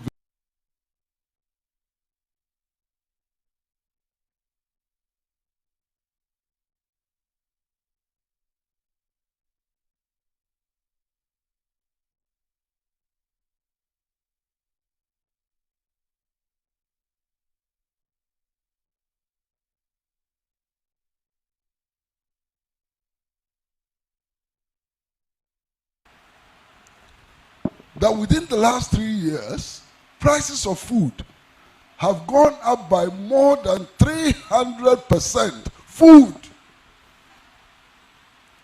I live in Accra, where kenke is the staple food.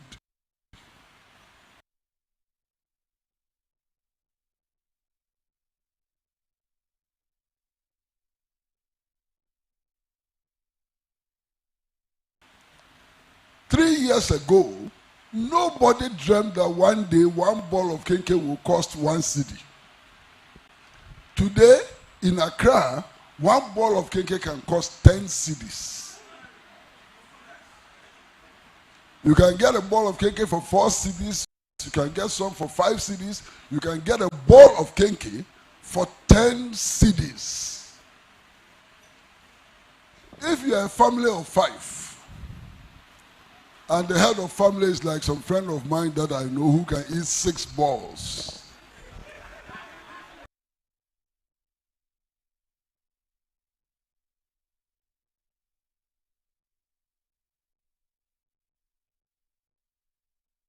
When you sit down one meal, the whole salary is gone. So this is the state in which we find ourselves as Ghana. But there are other things that should concern us.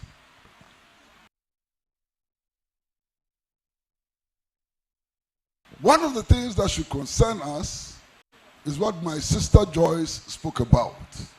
Security. All of us know that over the last 2 years, government has moved many soldiers to the north and other places here, up here. And they are telling us that it is because of the threat of insurgents like Boko Haram.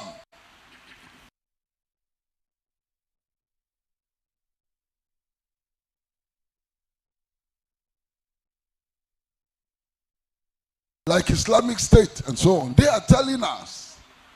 In fact, the last police intelligence report that I saw indicated that these terrorists have sleeping cells which come down beyond Tamale, heading towards Yeji and so on. So the security situation is also terrible. We are hungry. We cannot cope with the hungry. Now we are going to deal with terrorists on top. So this country is in a very, very bad place. Now, what is the response to the current state of the nation? Total despair everywhere. All of you, the elders, you know, I don't have to tell you. When you wake up in the morning, you can count the number of people who come to you looking for money to go to hospital. You know it. I'm not the one of people who come to you in spite of free SHS looking for money to go to school. When you wake up in the morning, you can count the number of people who have actually managed to go to hospital but cannot afford their medicines.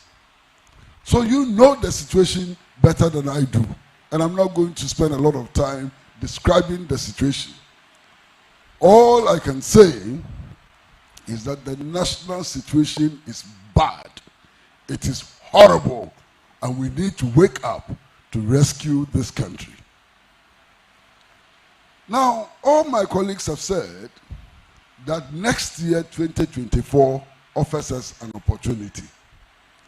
It offers us an opportunity because we will be going into an election to elect parliamentarians, to elect a president, and to see whether those we elect will do better than those we have had before. But what are we hearing from the politicians? I feel sick any time I hear from the politicians. What are we hearing? There are those of them who say that you should vote for me because I come from the north. What rubbish is that? One of them is Alhaji Bawumia, not so. Only recently, there was a Northerner who was head of state. He did everything possible to remove that Northerner in order to put somebody from another region as president. When did he realize that it is important to have a Northerner as president?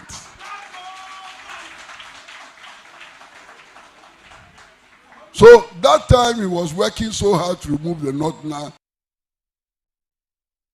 He didn't know that he was a Northerner. At the time that he was working so hard to remove a Northerner, he didn't know that it was important to have a Northerner there as head of state. He's only waking up now to realize that he's a Northerner and that it's important to have a Northerner there as head of state. The region of the president we elect is the least important. Actually, it is not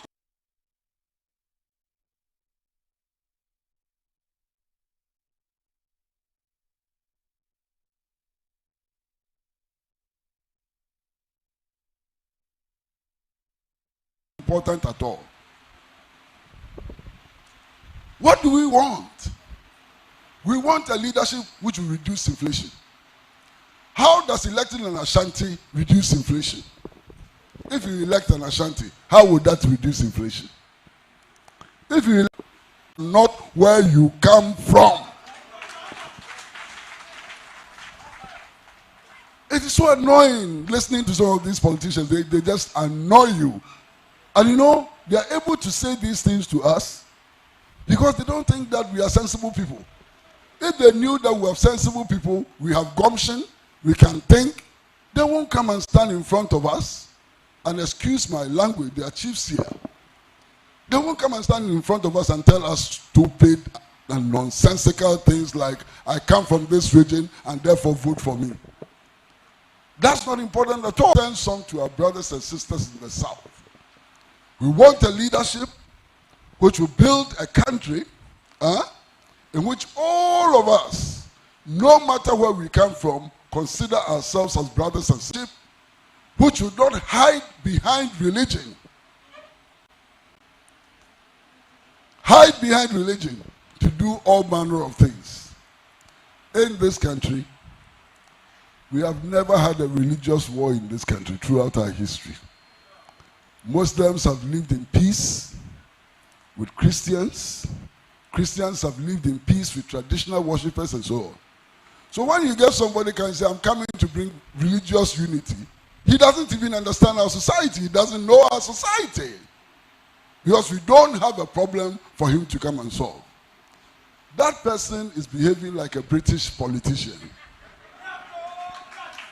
You know, there was a British politician who went to campaign in a village.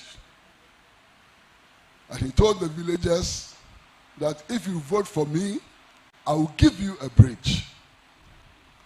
And a small boy in the crowd looked at this politician and said, but we don't have a river. And then the politician said, don't worry, I will add a river.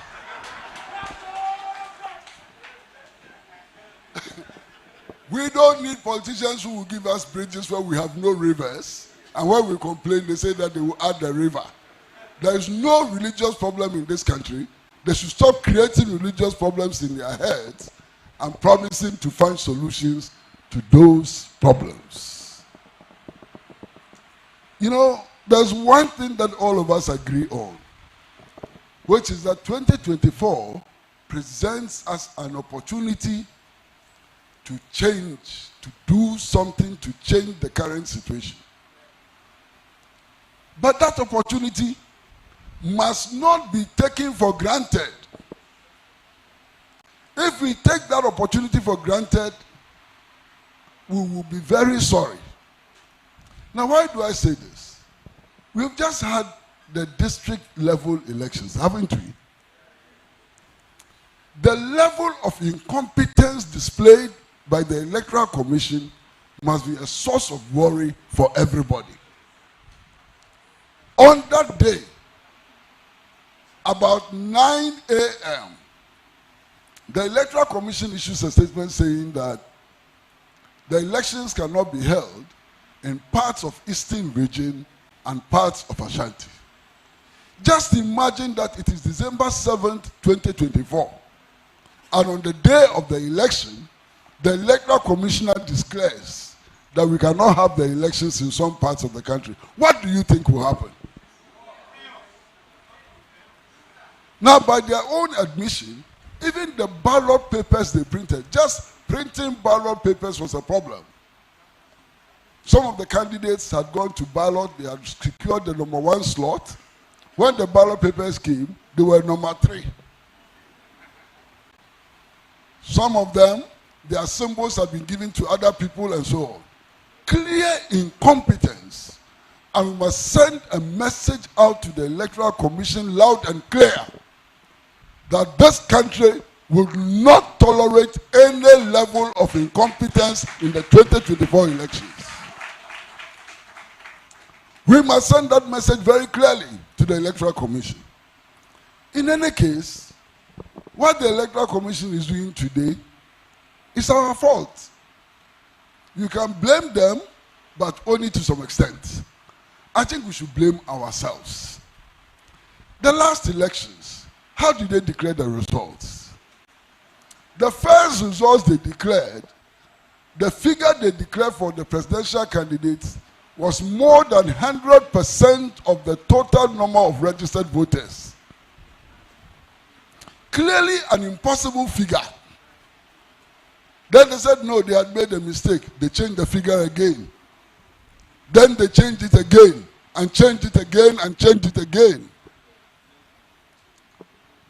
At the end of the day, excuse me, at the end of the day, the results of the last elections was declared on a piece of paper, no letterhead, no nothing, without signature. And we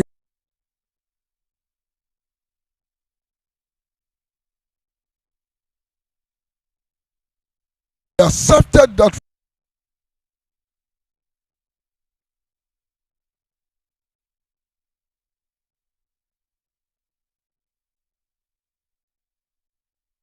results.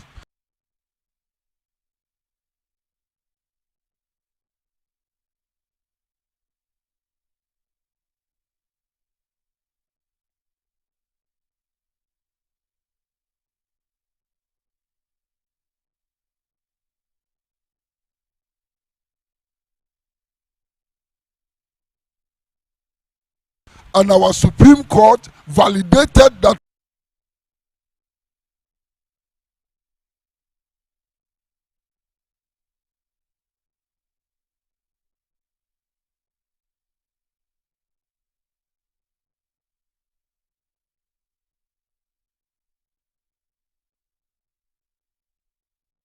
results. Where in the world would any people accept that kind of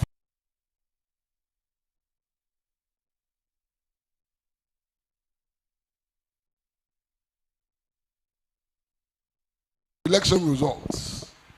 But we accepted it. And do you know what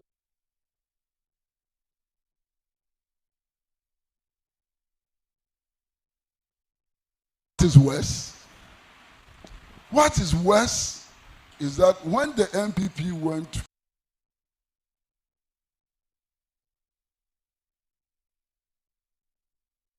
for elections to elect its leaders, NDC went for elections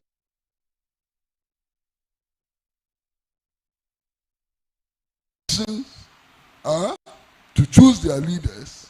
The NDC leaders themselves were saying they deserve those kind of election results. You heard them. One of those people seeking to become leaders of the NDC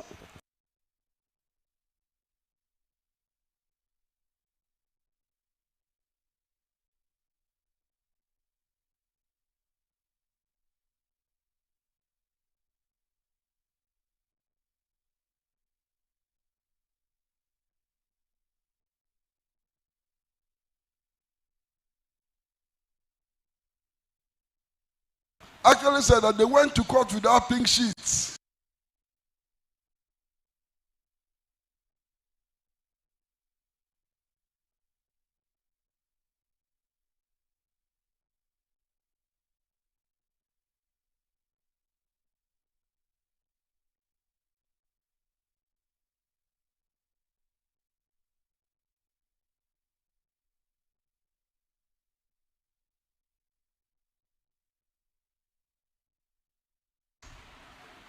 How could they have won without pink sheets and so on? And interestingly, the NDC voted for him as leader.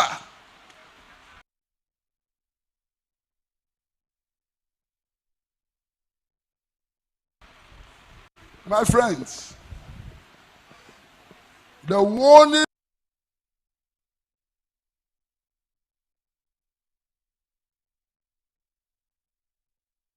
we give to the Electoral Commission is the same warning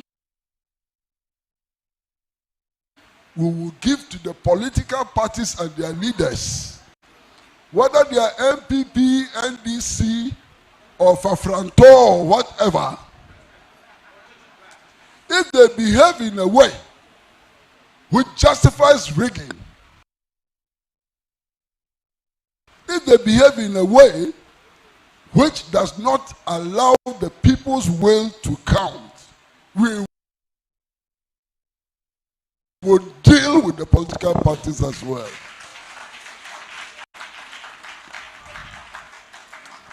It is not just up to the Electoral Commission to make sure that the right things happen. The political parties and political leaders also have a responsibility to ensure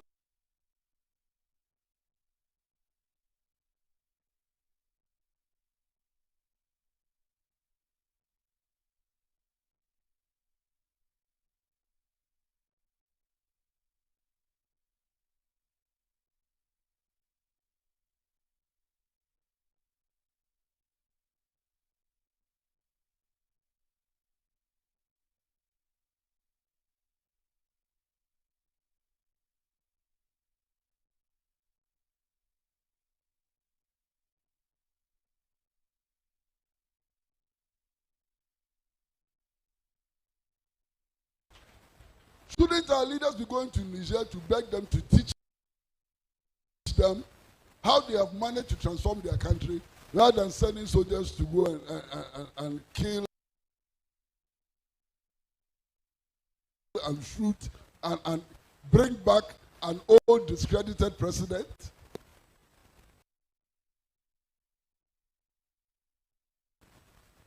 Look.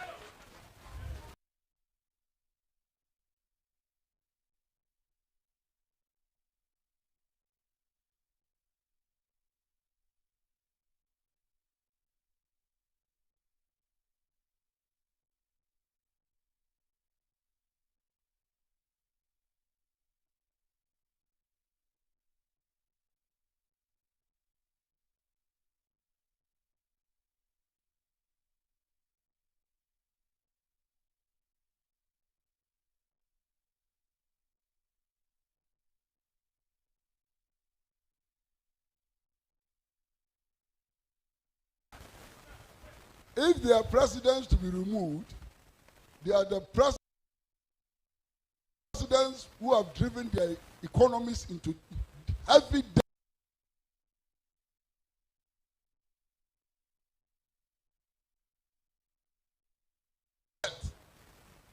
If they are presidents to be removed, they are the presidents who have gone to the IMF for the 17th time.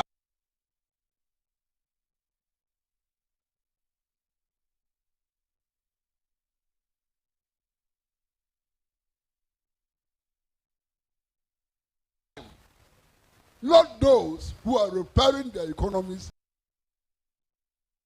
and mobilizing their people behind the policies they are implementing. And I think it's important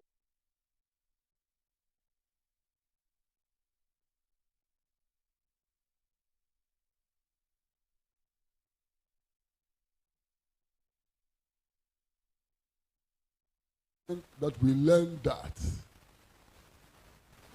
Every time we rush to the IMF,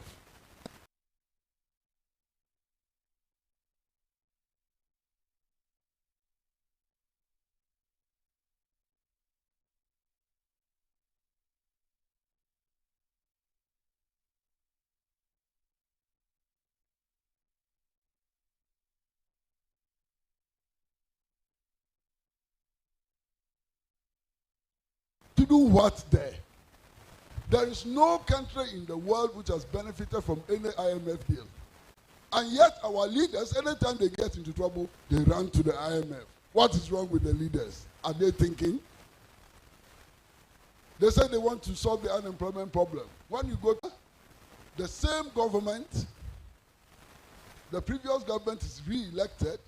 It doesn't matter whether it's NPP or NDC, it's the previous change, is the representatives of the government. Because the true government is the World Bank and the IMF, not the people who elect here. They will all go there. And when they go there, it is the IMF and the World Bank which will tell them what to do. So it is the IMF and the World Bank which is the true leader. As for the rest, they just represent them. We have to change that situation and elect our own leaders who will think for themselves, act for themselves, and act in the interest of the people of Ghana. That is our charge. as a Ghanaian, I am so embarrassed. I am very embarrassed. Look at the number of universities we have in this country. Lagos has an economics department. University of Cape Coast has white reciting Bible quotations and pretending that is in charge of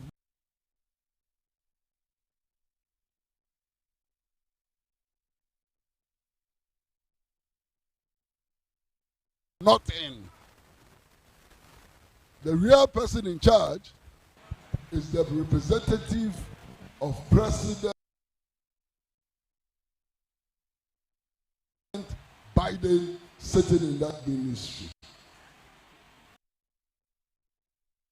We must end that regime. Today, as we sit here, you know, all of us know, that our government has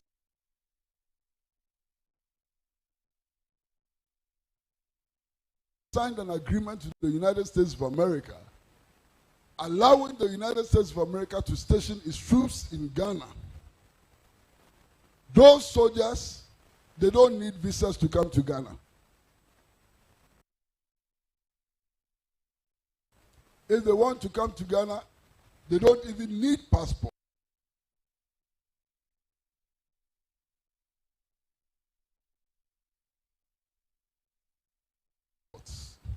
All they need is their U.S. Army identity card. So they have more privileges than ambassadors. When they come to Ghana and they kill Ghanaians, we cannot take them to court. We have given them immunity. When they come to Ghana and destroy property of Ghanaians, we cannot go to court. We have given them immunity. Those who run Radio Gold,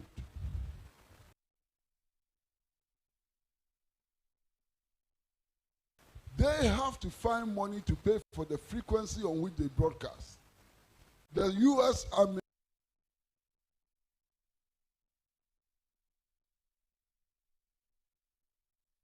takes that frequency for free of charge.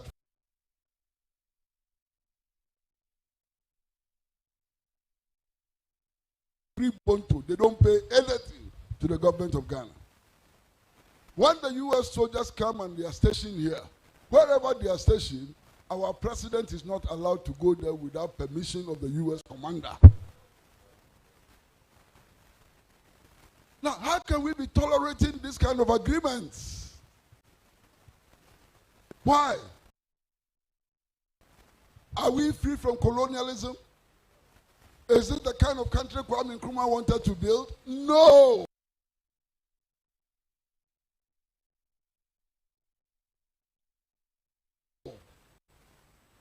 So this election is not just about the economy. This election is also about asserting our sovereignty.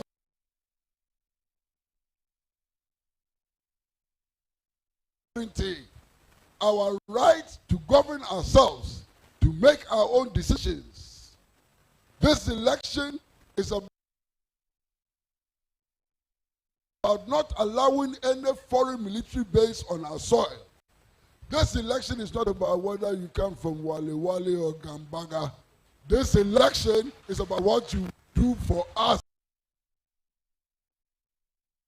as a people so that we can move forward. This is going to be a very crucial election.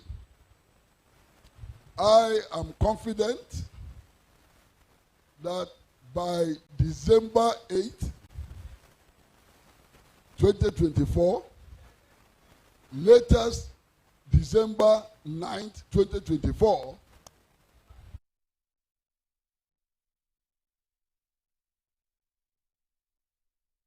the people of Ghana would have chosen their own true leaders who can solve the hydra-headed problems that confront us. And I want to believe that from that day on, we shall move forward, one step at a time.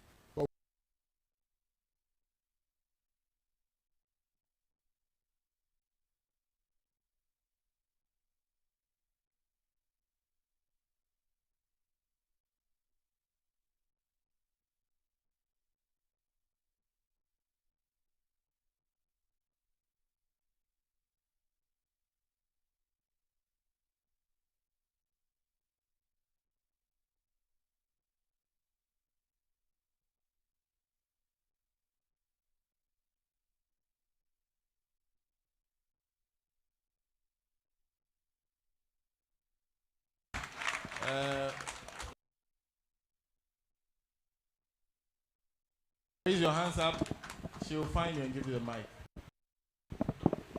All right. So, good afternoon to everybody. Yeah, I'll try to be very brief. Yes, my destiny is a little bit admonished. Obed. Yes, Obed. Yes, I just want to. I think Mrs. Bauer is here. Yes, and I'm going just to answer. Anyway, yeah, he will be president anyway, for sure, because it has never been it has never been certain. I mean, the history of our country that after an election, 2020, you are so sure as to who is going to be the next president. It was very certain. The issue is how prepared is he as he's coming? How really prepared? I know, waiting to take advantage. People are willing, whether it's party executives, whether it's party, especially the party chairman, party organizers, party regional, whatever. People are ready to do or take advantage, like we are seeing in this particular administration. The reason why the failure is that people are underground and try to do what? Take advantage of situations and causing everyone. So when you go, I just want to you should just put his mind on the ground and be very, very careful. The people he allows into his what? Inner circles, which when he gets there, they are going to drag him down. For that one, if it happens,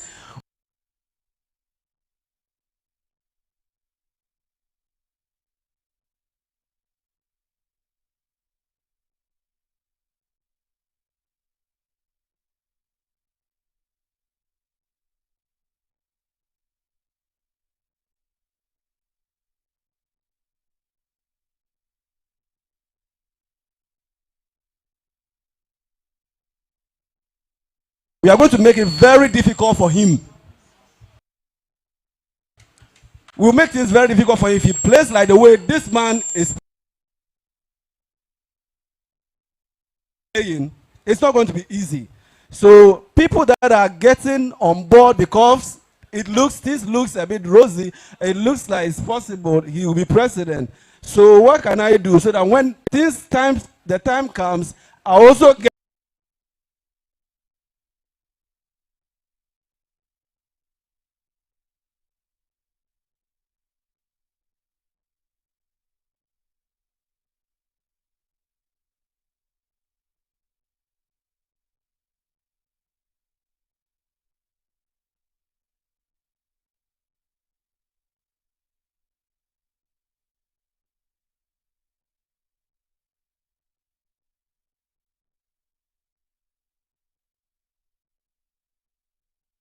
my share. I don't think it should be like that. So that's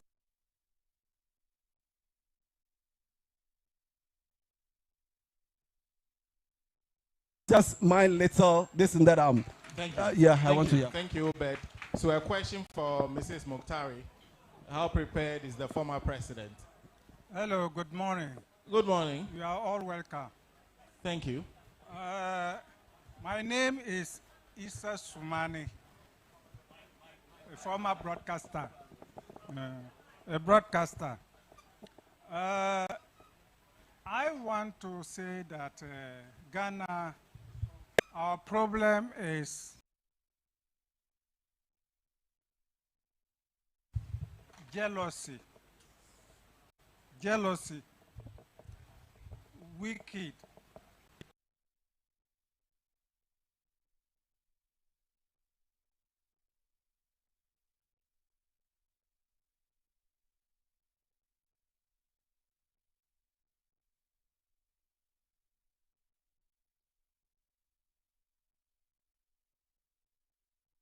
Greed and selfish. Why I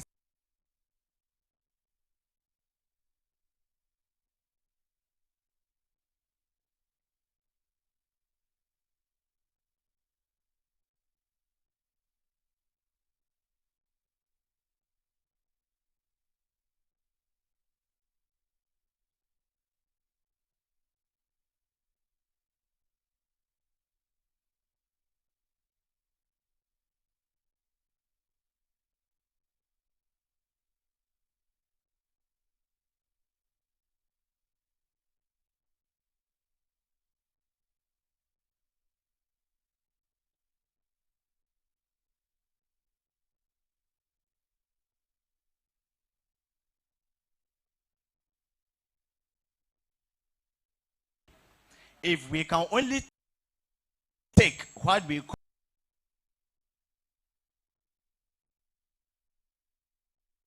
call firm, bold,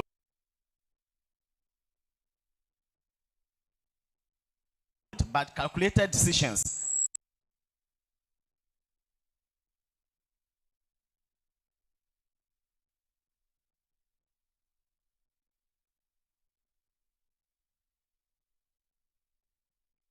At least to look into what we are doing about education in the next 5, 10, 15 solid years.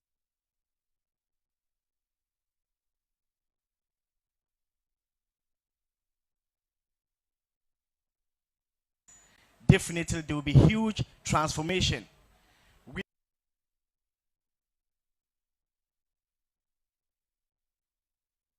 change our curriculum for basic education level.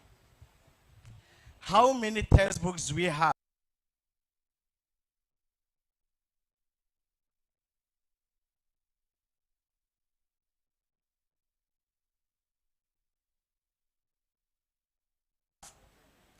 The Arabs have their saying, and I pay credit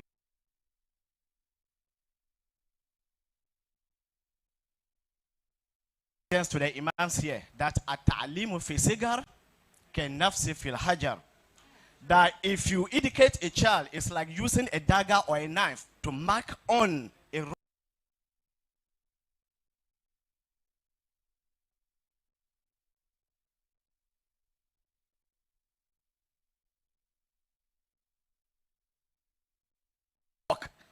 As the rock expands, the mark is also widening. But if it is an aged person, you do same. It's like using your sword to pass through water. Immediately you draw it, it closes.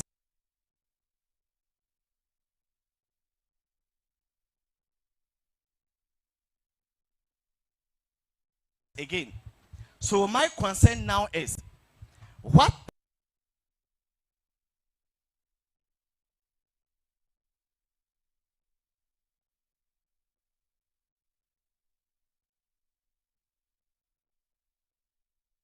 policies are we coming to put in place? For I know this government has failed us. So the best we can do is the next government that is coming.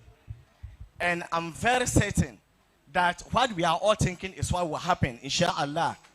What is the next government coming to put in place so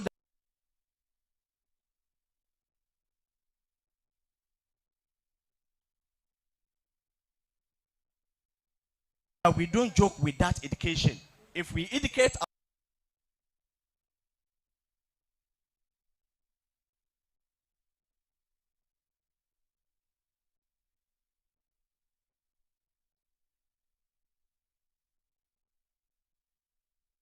children very well, they will grow to be functional leaders tomorrow. But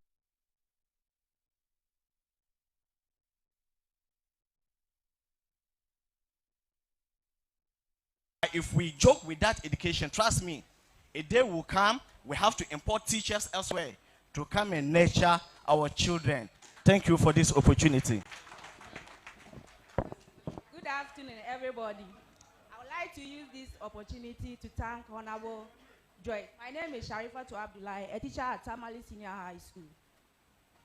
Joyce Bahamota is my role model, and I would like to use this opportunity to thank her for coming here. Now, I would like to also say hi to Tamale North and then Tamale Central MP. Now, my question goes directly to Mr. Solomon. I used to admire him afar whilst he was just defending the MPP here and there, even though I'm not an MPP member. But I want to ask him, what has changed that he has joined the Butterfly group? Thank you. Yeah, we are in the afternoon section now. I have a name I cannot mention, because if I mention the name, it will go far. A lot of people know me here, and if I mention that name, all of them will be saying, this man came out and spoke. I'm a Keda. from the 1983 stock. Please, there's some problem with our party, that is the NDC. The problem is, we are looking at other people, which rolling stone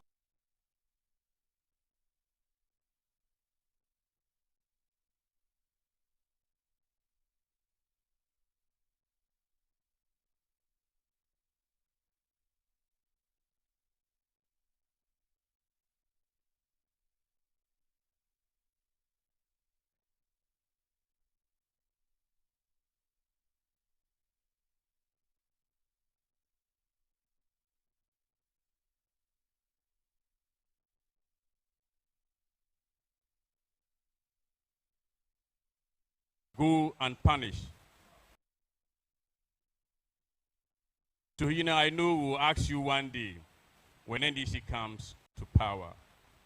And my second issue is, I'm directing this to Joyce Mukhtar Bawa. We have a lot of trained nurses for the past years who are still at home. And some of them are doing some petty trading. What will the NDC government do for this particular trained nurses? Thank you.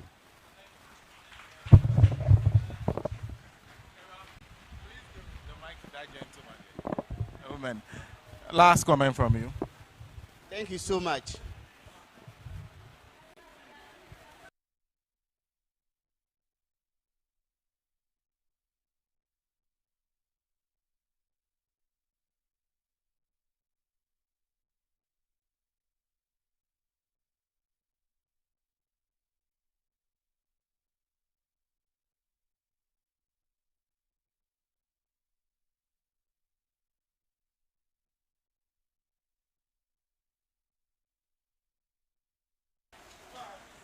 My name is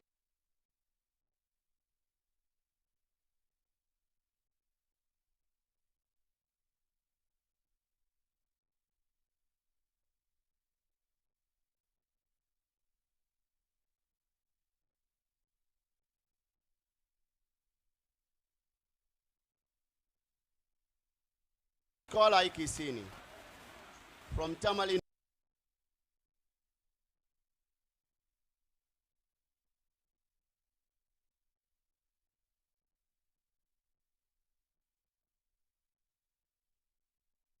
Of constituency. I have a question and a quick comment. The question is directed to Honorable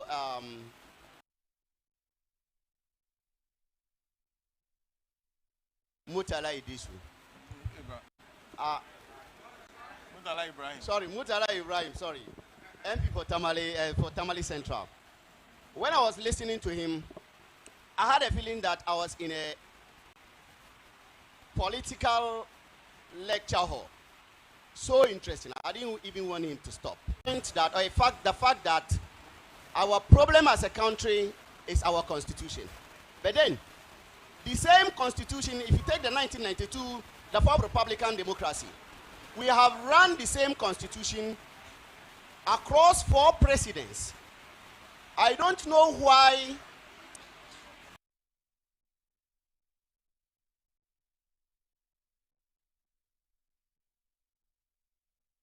Oh, yes. From him. Okay.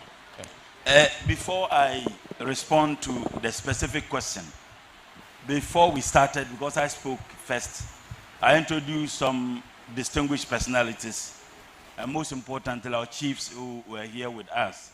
And I did promise that as and when I get the names of the other traditional leaders, I would do the needful by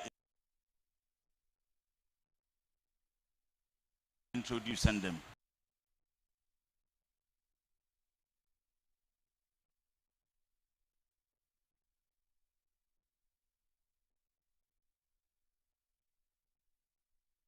So I just want to introduce the few that they have given to me again. We have Nyabakamvele Kaumo,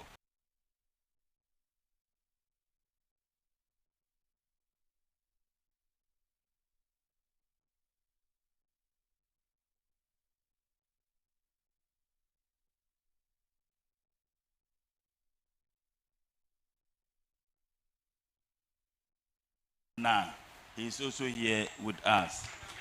Nyabe Swana, he's also here with us. Nyabe Zonglana, he's here with us. Nyabe Zonglana is also a member of the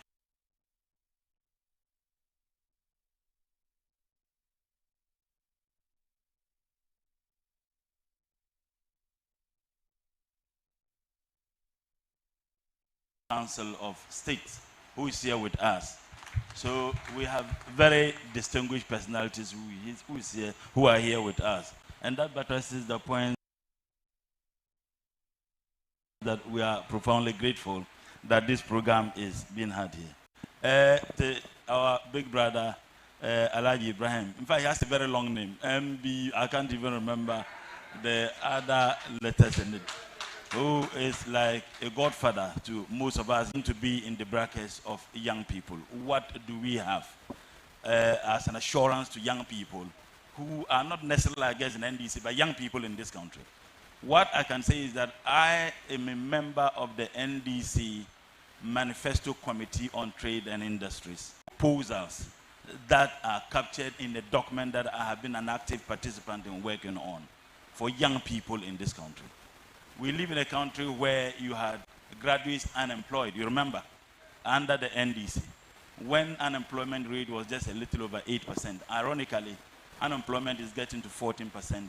We do not have graduates unemployed, so clearly it was political. The kind of policy interventions that are being proposed by the NDC are not only going to create just temporary jobs, but meaningful jobs in the area of agriculture, in the area of entrepreneurship, in the area of even processing. And we are doing what we call the linkages, because as policy intervention, there should be policy to have a burden of creating a lot of jobs. I may not be able to expatiate profoundly on some of the issues because of the time that is limited. But one thing I can assure you, the NDC was able to maintain the unemployment level just around 8%. And these people have taken it beyond that. So what we did, some of the policy interventions, were, I think the other question you asked has to do with, if I remember, change of the constitution. I didn't say that the problem is just the constitution. I said partly the constitution was also an inselberg that tied that to my senior brother suggesting that he has lost confidence in some of the MPs. One thing I can tell my senior brother, and you can check in the Hansard, every tax, every budget under the NPP from 2020 since I went to Parliament, I've always voted against it. And I guess my brother also did some policy intervention, any taxation. It is embarrassing sometimes we may not be able to defend some of the decisions taken by Parliament. Even if you are against it, once the minority participated in taking the decision, you may not be able to identify who did what, because if the voting is secret ballot, we must first and foremost take that responsibility. So I was saying that because if Parliament were supposed to be independent, as it is expected by the framers of separation of power, John Locke and Professor Montesquieu and co., if we were truly independent, I think that there are a lot of things we would have prevented the executive arm from doing.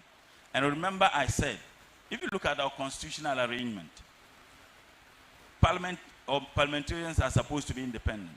But the Constitution says that the president should appoint at least 50% of his ministers from Parliament. So in one breath, you are a member of the executive. In another breath, you are a member of the legislature. A decision is taken at cabinet and you are a minister of state and also a member of Parliament. At that time, you are wearing the gown of the executive. You took a decision. Then you come to Parliament, you remove the executive arm and you are the legislative arm. How can you be opposing a decision which was taken at cabinet? So maybe we need to implement the Constitutional Review Commission recommendation as was done by Professor Atuguba and co.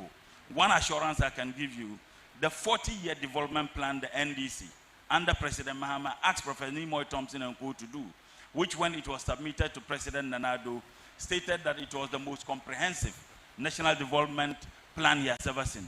President Mahama is not going to abandon that plan. And that plan, I can tell you, found space in all the manifesto pledges and promises we made. And I can speak on the trade and industries. So there is some hope or glimmer of hope at the end of the tunnel. Thank you. Thank you. Solo. No, You have a question to answer. Yes. Oh, why? What? Why I stopped defending the MPP and moved to butterfly? It's a pretty straightforward issue. I mean, this is where, if you have really followed me and followed me carefully, I defend things that I believe are true. I was supporting the New Patriotic Party, not because it's New Patriotic Party, because there is a certain ideology, the ideological basis for which that party was formed. We are a center, when I was in the MPP, we believe in the center-right ideals of democracy, where the private sector is the engine of growth. I'm a businessman. I don't believe in government providing jobs. And indeed, if any politician came here and assured you that when they came to power, they will give you jobs through the public sector, it's a palpable falsehood. Because already, our wage bill, our public sector is overbloated. So you need the private sector to be able to grow an economy. And that is the view that the original New Patriotic Party held. The moment the party moved from those principles, you wouldn't get me. When you move a party from the New Patriotic Party to Nana People's Party, you will not get Solomon Owusu. Solomon Owusu would rather move to where the principles of liberal democracies, where the private sector is made the engine of growth, is respected. The New Patriotic Party, per its original ideals, never believed in going to sink money into building of national cathedrals. When people are suffering, when interest rate is at all-time high, and as a child that has supported this party all this while, you come and tell me that I should support that, I won't do that. Again, the principles of the New Patriotic Party does not suggest that you go and invest 2 billion Ghana cedis into NAPCO when businesses are looking for soft loans to build their economies. When you do that, you wouldn't get me. So I moved from the New Patriotic Party to be with the movement, not because I love Mr. Alan Chamati. Like I've said severally, that the day Mr. Alan Chamati will move from the ideals and principles that binds us together, I'm out. And that is why I did not join the National Democratic Congress, because I don't believe in the ideas and principles of the NDC. Let me also use this opportunity, because those that have spoken are making it look as though those that are in this hall are NDC members only. I can tell you that there are a huge number of Movement for Change supporters that are available here. I can see that. I can assure you that the Movement for Change numbers that are in this hall, that I know, outnumber the NDC supporters that are here. So people must not be overconfident to think that the elections that are going to take place in 2024 is going to be a matter between NDC and MPP. Alan surely will prevail. Thank you. Thank you. Thank you. All right. Let me continue from where my big brother, comrade Mutala, left off. I mean, he was tasked to do the introductions and the acknowledgement of dignitaries. It has just come to our attention, and like he apologized even before he started, that it was not possible to capture everybody who is important in the acknowledgement. But what we want you to be rest assured of is that we are so grateful, and we consider everyone who has made time to come here very, very important. And your presence here has indeed beautified, that ceremony. God bless all of you. Sena is here as well. In the earlier acknowledgements, he was missed, and it wasn't deliberate. It's just so blessed to have you in our midst today. May God continue to promote the reigns of our chiefs and make their rulership beneficiary. Benefit their following. Thank you very much. Now, to the specific questions. Well, I need to also acknowledge the presence of the regional vice chairman of the NDC in the person of General Army. Yes, thank you very much for coming. What has changed? I mean, it's an issue I will want to touch on with regards to how we have operated our constitution in the past. I am one of the people who believe that our process of our constitution, and that's not to say that there is no need for some amendments of the constitution. I may be yielding to some amendments, but I do not think that those amendments by themselves can make any significant difference if we continue to put people who are indisciplined, who are not law-abiding, and who think they are smarter than all of us in office. I mean, this issue of the problems with our constitution have been discussed for so many years, but it has become prominent of late because we are all witnessing the level of abuses that we never imagined that anybody will be bold enough to engage in. So it is not more about a weakness of a constitution. It is more about the weakness of the character of the people that you put in office. Because why? You had President Rawlings, who was supposed to even be a military dictator, so-called. But he did not abuse the constitution in the way that Nana Akufo-Addo is abusing the constitution. Because there was that character, there was that morality that guided what he and his government did. And so even if we do a constitutional amendment and we still put in disciplined people, people without character, people without scruple in office, those people will still find a way to abuse whatever text that you come out with as a constitution. So character is key. The character of the people we put into office. Yes, there's no ceiling for how many ministers a president can appoint. But which president has ever appointed more than 120? Because morally, presidents in the past always thought it's not nice, it's not right. But when you put one with a weak moral in office, this is what you get. 128. Yes, no ceiling for appointment for Supreme Court judges. But in the past, did president abuse it? No.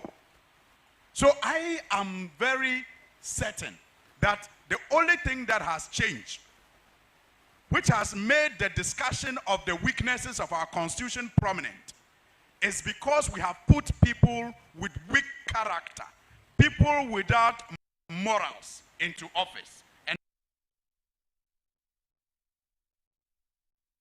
perhaps going forward, we should be guided by, the caliber of people that we elect into office. Secondly, the issue of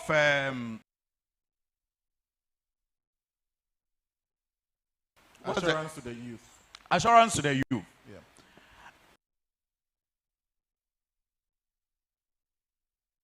I also, like my brother said,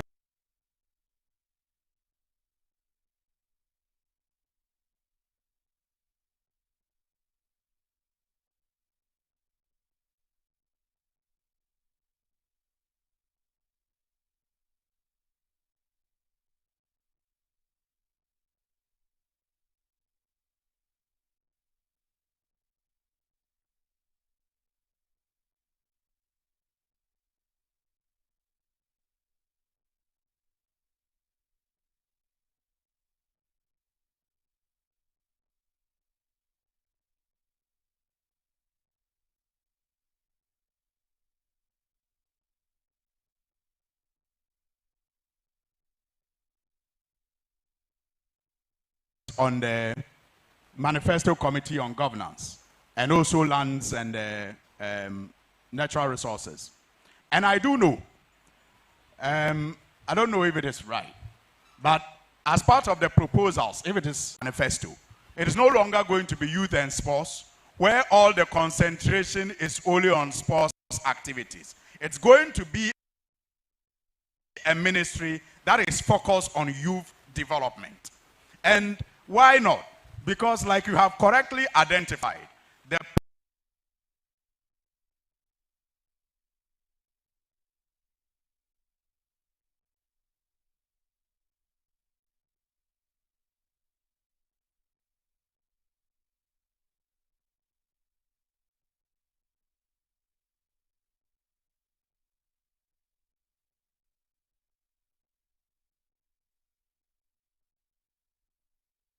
and you are holding it in trust for the people who elected you into office. I think this is a rule of thumb, and it's something that as citizens, we must always remind our members of parliament, remind our leaders, because of course, governance also is important. I think one of the challenges we have is that we have not focused too much on the ethics in our governance.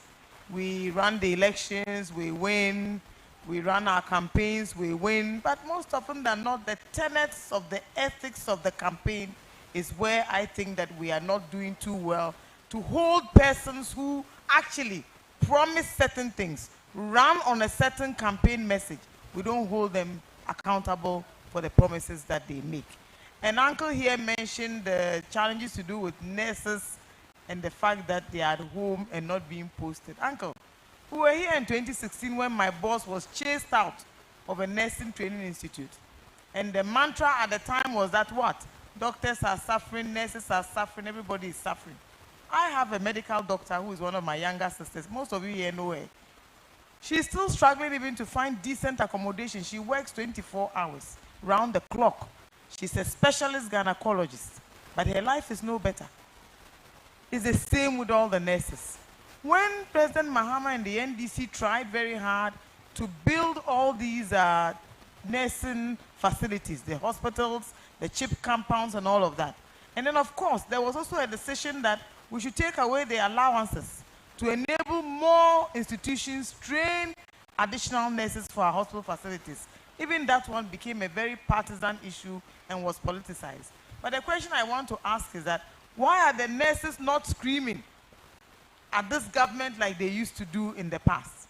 That their postings have delayed, their allowances are not forthcoming. So these are things that sometimes I probably find it very difficult to understand. But yes, I'll take that on board and we'll find out from the Nurses and Midwifery Association what exactly the problem is. But I know that there's nothing. It's just bureaucracy. It's overly partisan ways of doing these things. So if you are not from a certain part of the country, if you are not part of the nepotism that we are all speaking of, chances are that your promotions, your transfers, your letters of appointment and all of those things will be delayed. But what is happening?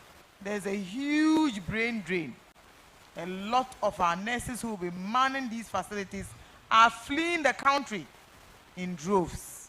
Even now, most of these jurisdictions are asking them to even write qualifying exams before they can be given these opportunities. So please, my sisters and brothers who are in the nursing fraternity, patience. Just pick up your voter ID card, look at it very carefully, and say a prayer. Start counting the days until December 2024. Make an informed decision and vote wisely. Make sure that nobody makes you a pawn in this game of politics. I think sometimes that's what we forget. We've just heard that a whole, our brother has gone to Northeast to commission an AstroTurf at the cost of 2.5 million Ghana cedis. Vet these figures and find out why some of these allowances are not being paid. The emphasis is actually being put on all. Nobody says there's anything wrong with having an AstroTurf. All of us could use some more athletics in our lives. But visit that process, visit the project, look at the cost of it. So these are the things that make it impossible for our nurses to get their allowances, for them to be employed. And where is the infrastructure? They promised 111 hospital facilities in the aftermath of the pandemic. So far, I'm yet to see one that has been fully completed. So these are the reasons why we struggle to pay some of these things and even to post these, because when you post them, you have to pay them. And when they get posted, sometimes it takes as far, like 6 months for them to start getting even their salaries or their allowances. And so please, I think that in as much as we are all partisan and love our political parties, we must also remember to vote very, very wisely. let's use the knowledge we have acquired to elect decent politicians who will work for the people and not work just for a few. Thank you. Thank you. Thank you very much. Please. Sena, if you could allow me to, as an MP, Okay. just 2 minutes before 2 minutes, so that Angokwesi wraps up. yeah, okay. The issue about the MPs collaborating with this government to, inflict whatever hardship people are going through. I know it is a tempting conversation that I'm starting, and I just hope that Uncle Kwesi will not jump into that conversation.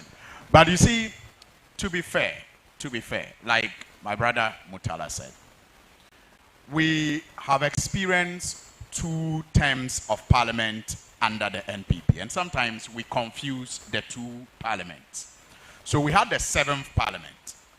In the 7th parliament, the NPP had an absolute majority. Absolute majority.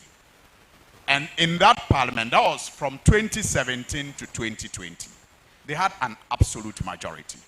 So all we could do was live to that common cliche that the majority will have their way and the minority will have their say. Because at that time, they were more than us by about 60. So 60, we couldn't do anything.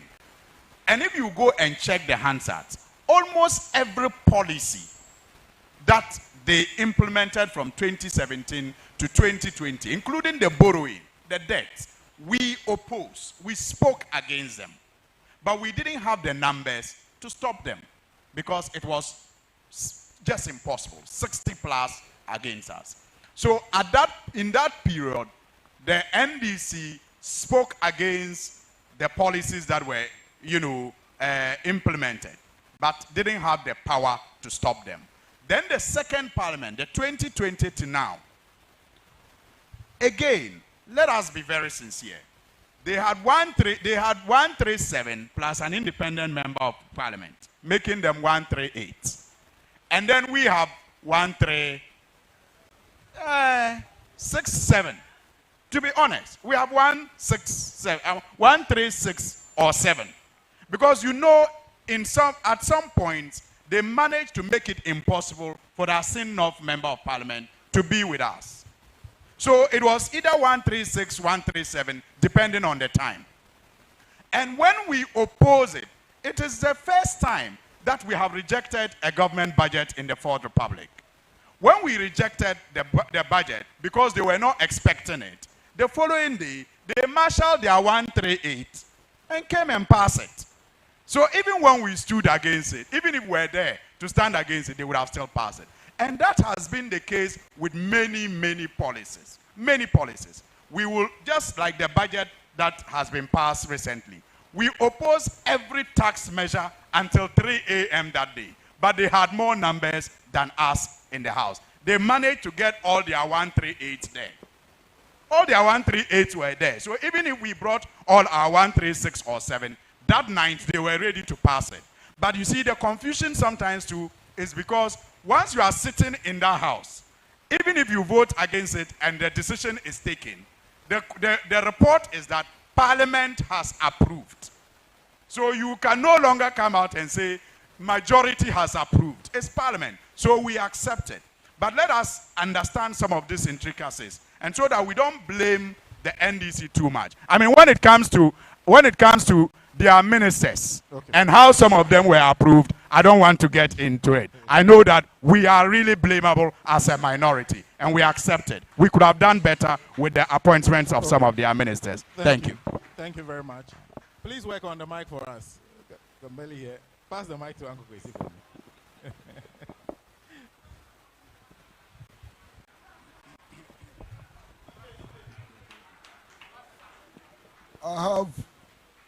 I have some small advice for my brother, Honorable Suhini, with whom I've worked for so long and for whom I have a lot of respect. Please don't try to answer everything. If you try to answer everything, you fall into a ditch. If you try to answer everything, you will fall into a ditch. First and foremost, this 138, 137, where is it coming from? You have 138, 137, because of some strange ruling by the Speaker of Parliament, which you did not oppose. You know that on the proper reading of your standing orders, the Constitution and everything, they could not have had 138. One of the key things in our Constitution is that you cannot cross carpet. An independent cannot become MPP. And so, but you allowed it to happen. You can't justify anything by saying 138 against 137, because there's a problem.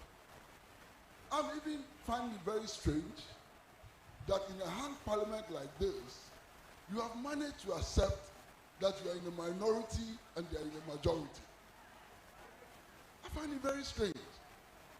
Our standing orders were written on the assumption of a majority and a minority.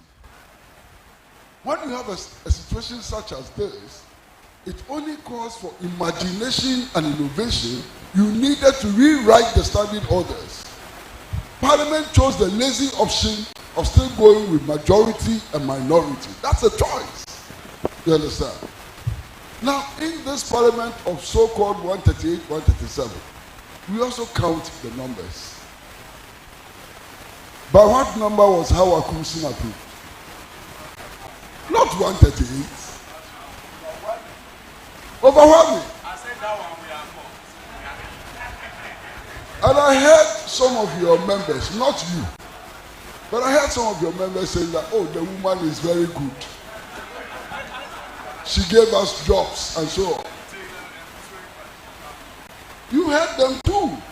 You understand? And one of the most frightening things that I've heard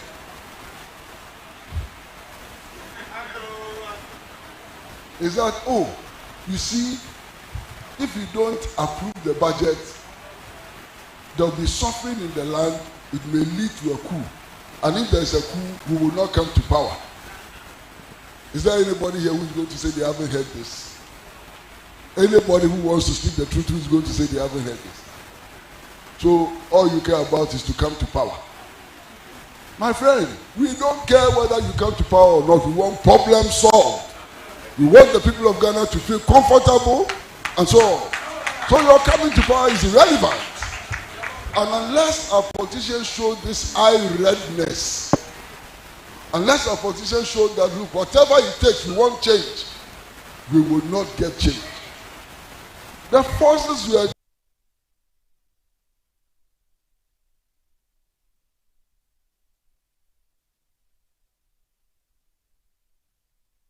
dealing with, they are not like you. The forces we are dealing with, they know what they want. They know how to get it. They know that if the people don't vote for them, they can vote for themselves. And that is why we are in this problem. The earlier you walk up to the reality that these are the forces you are dealing with, you are in trouble. Wake up.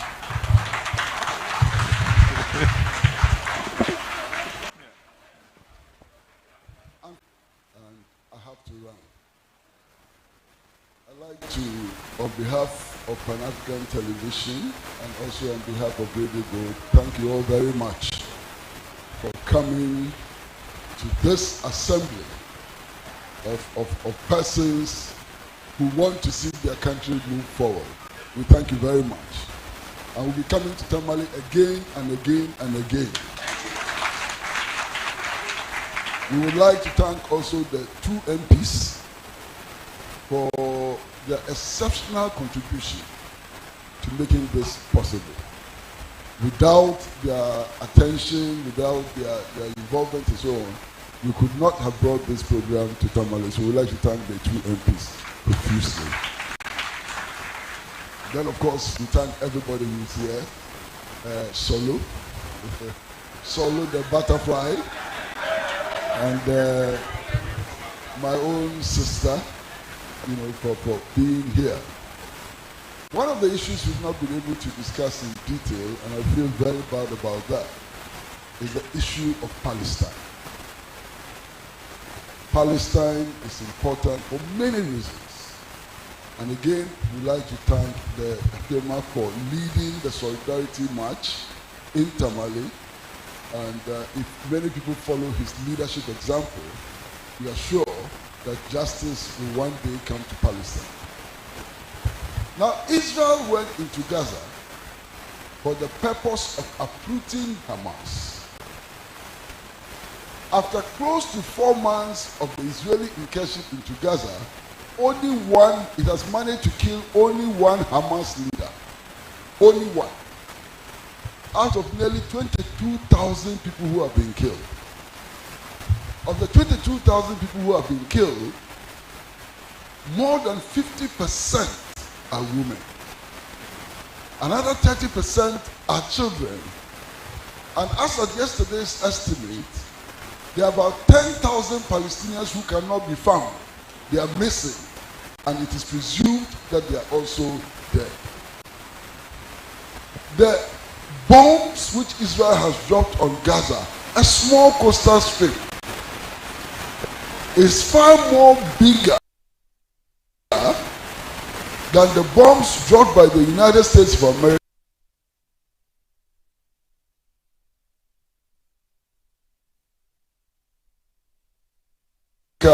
on Hiroshima and Nagasaki.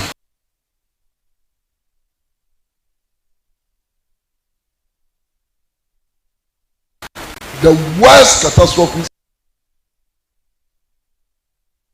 in the world.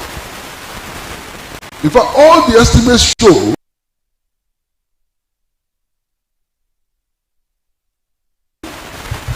that what is happening in Ghana is the worst in history.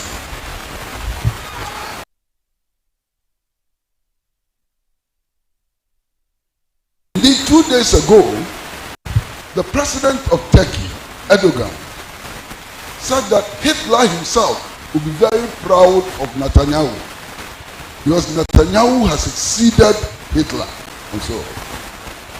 Now, Israel is the only country in the world which doesn't have a permanent border. You know why? Because every day they steal land, and every day they steal land, they extend their border. They don't have a permanent border. Now, if you are a Palestinian, and because of Israeli atrocities you have gone into exile, you have no right of return. But any Jew in any part of the world, can be American, can be German, whatever, is entitled to return to Palestine. Palestine is the only place where you have, and I'm using Palestine to include Israel anyway, where you have one street for Israelis and different street for Palestinians. You can't be on the same street. You understand? Now, some people tend to think that what is happening there is a religious war between Muslims and Jews. 2 days ago, I heard the Pope of the Catholic Church denouncing the atrocities that are being committed by Israel. Today at dawn, when I woke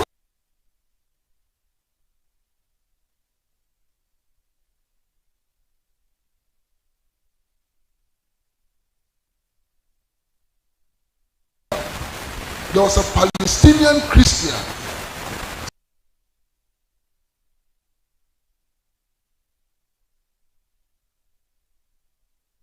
saying that the Christians and the Muslims are one in this struggle, and that they are bombing churches and they are bombing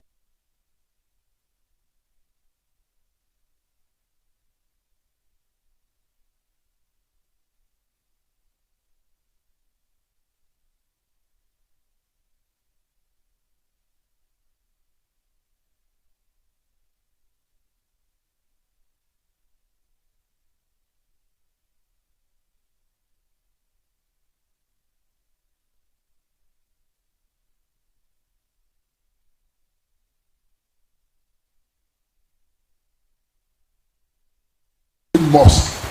They are killing Christians, they are killing Muslims. They don't differentiate.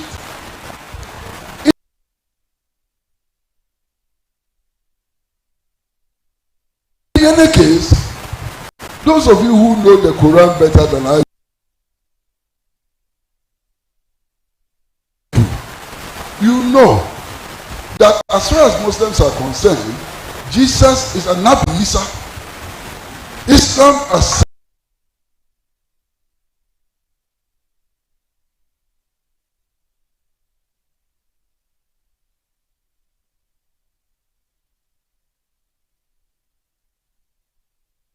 Jesus as a prophet of God.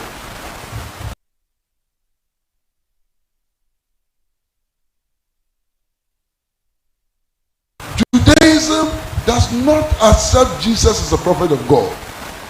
In fact, Judaism sees Christianity as adultery. Okay?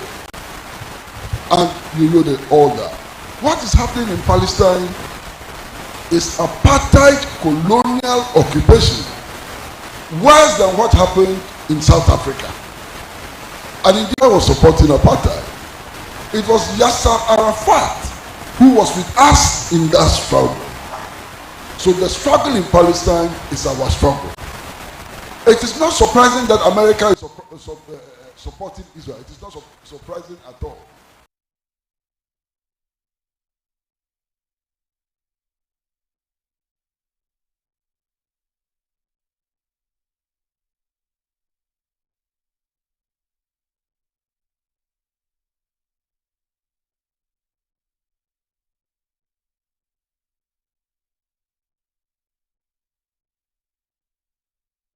And of course, a big thank you to Comrade Ibrahim Mutala Mohammed. I keep calling him Comrade because that is how he prefers to be called.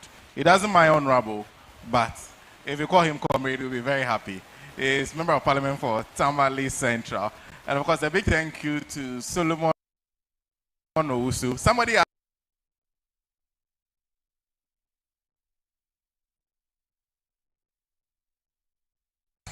the butterfly flew with you to Tamale. They never knew a butterfly could cover that distance.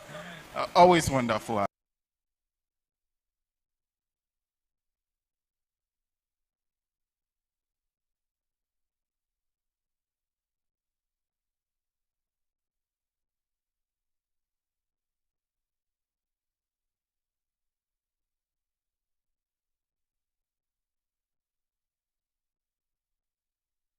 Solo, thank you. Thank you very much.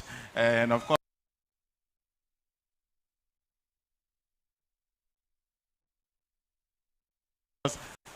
bigger thank you to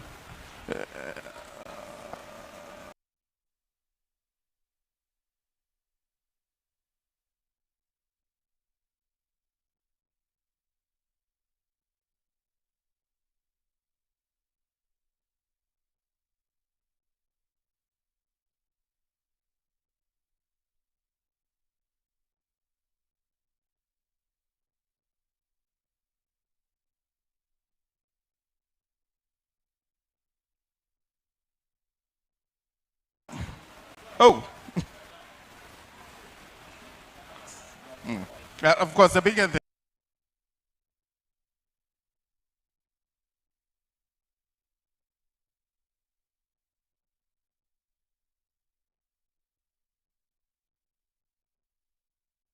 you to Member of Parliament for Tamale North, Alhaji.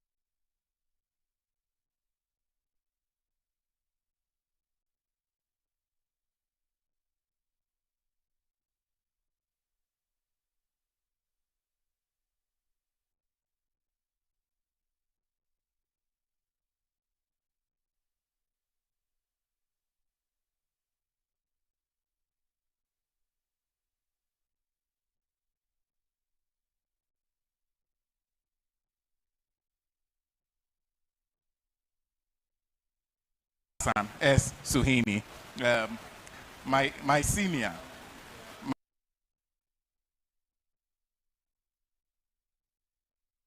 My senior when I arrived at Radio Gold. I remember he told me something. One time he met me.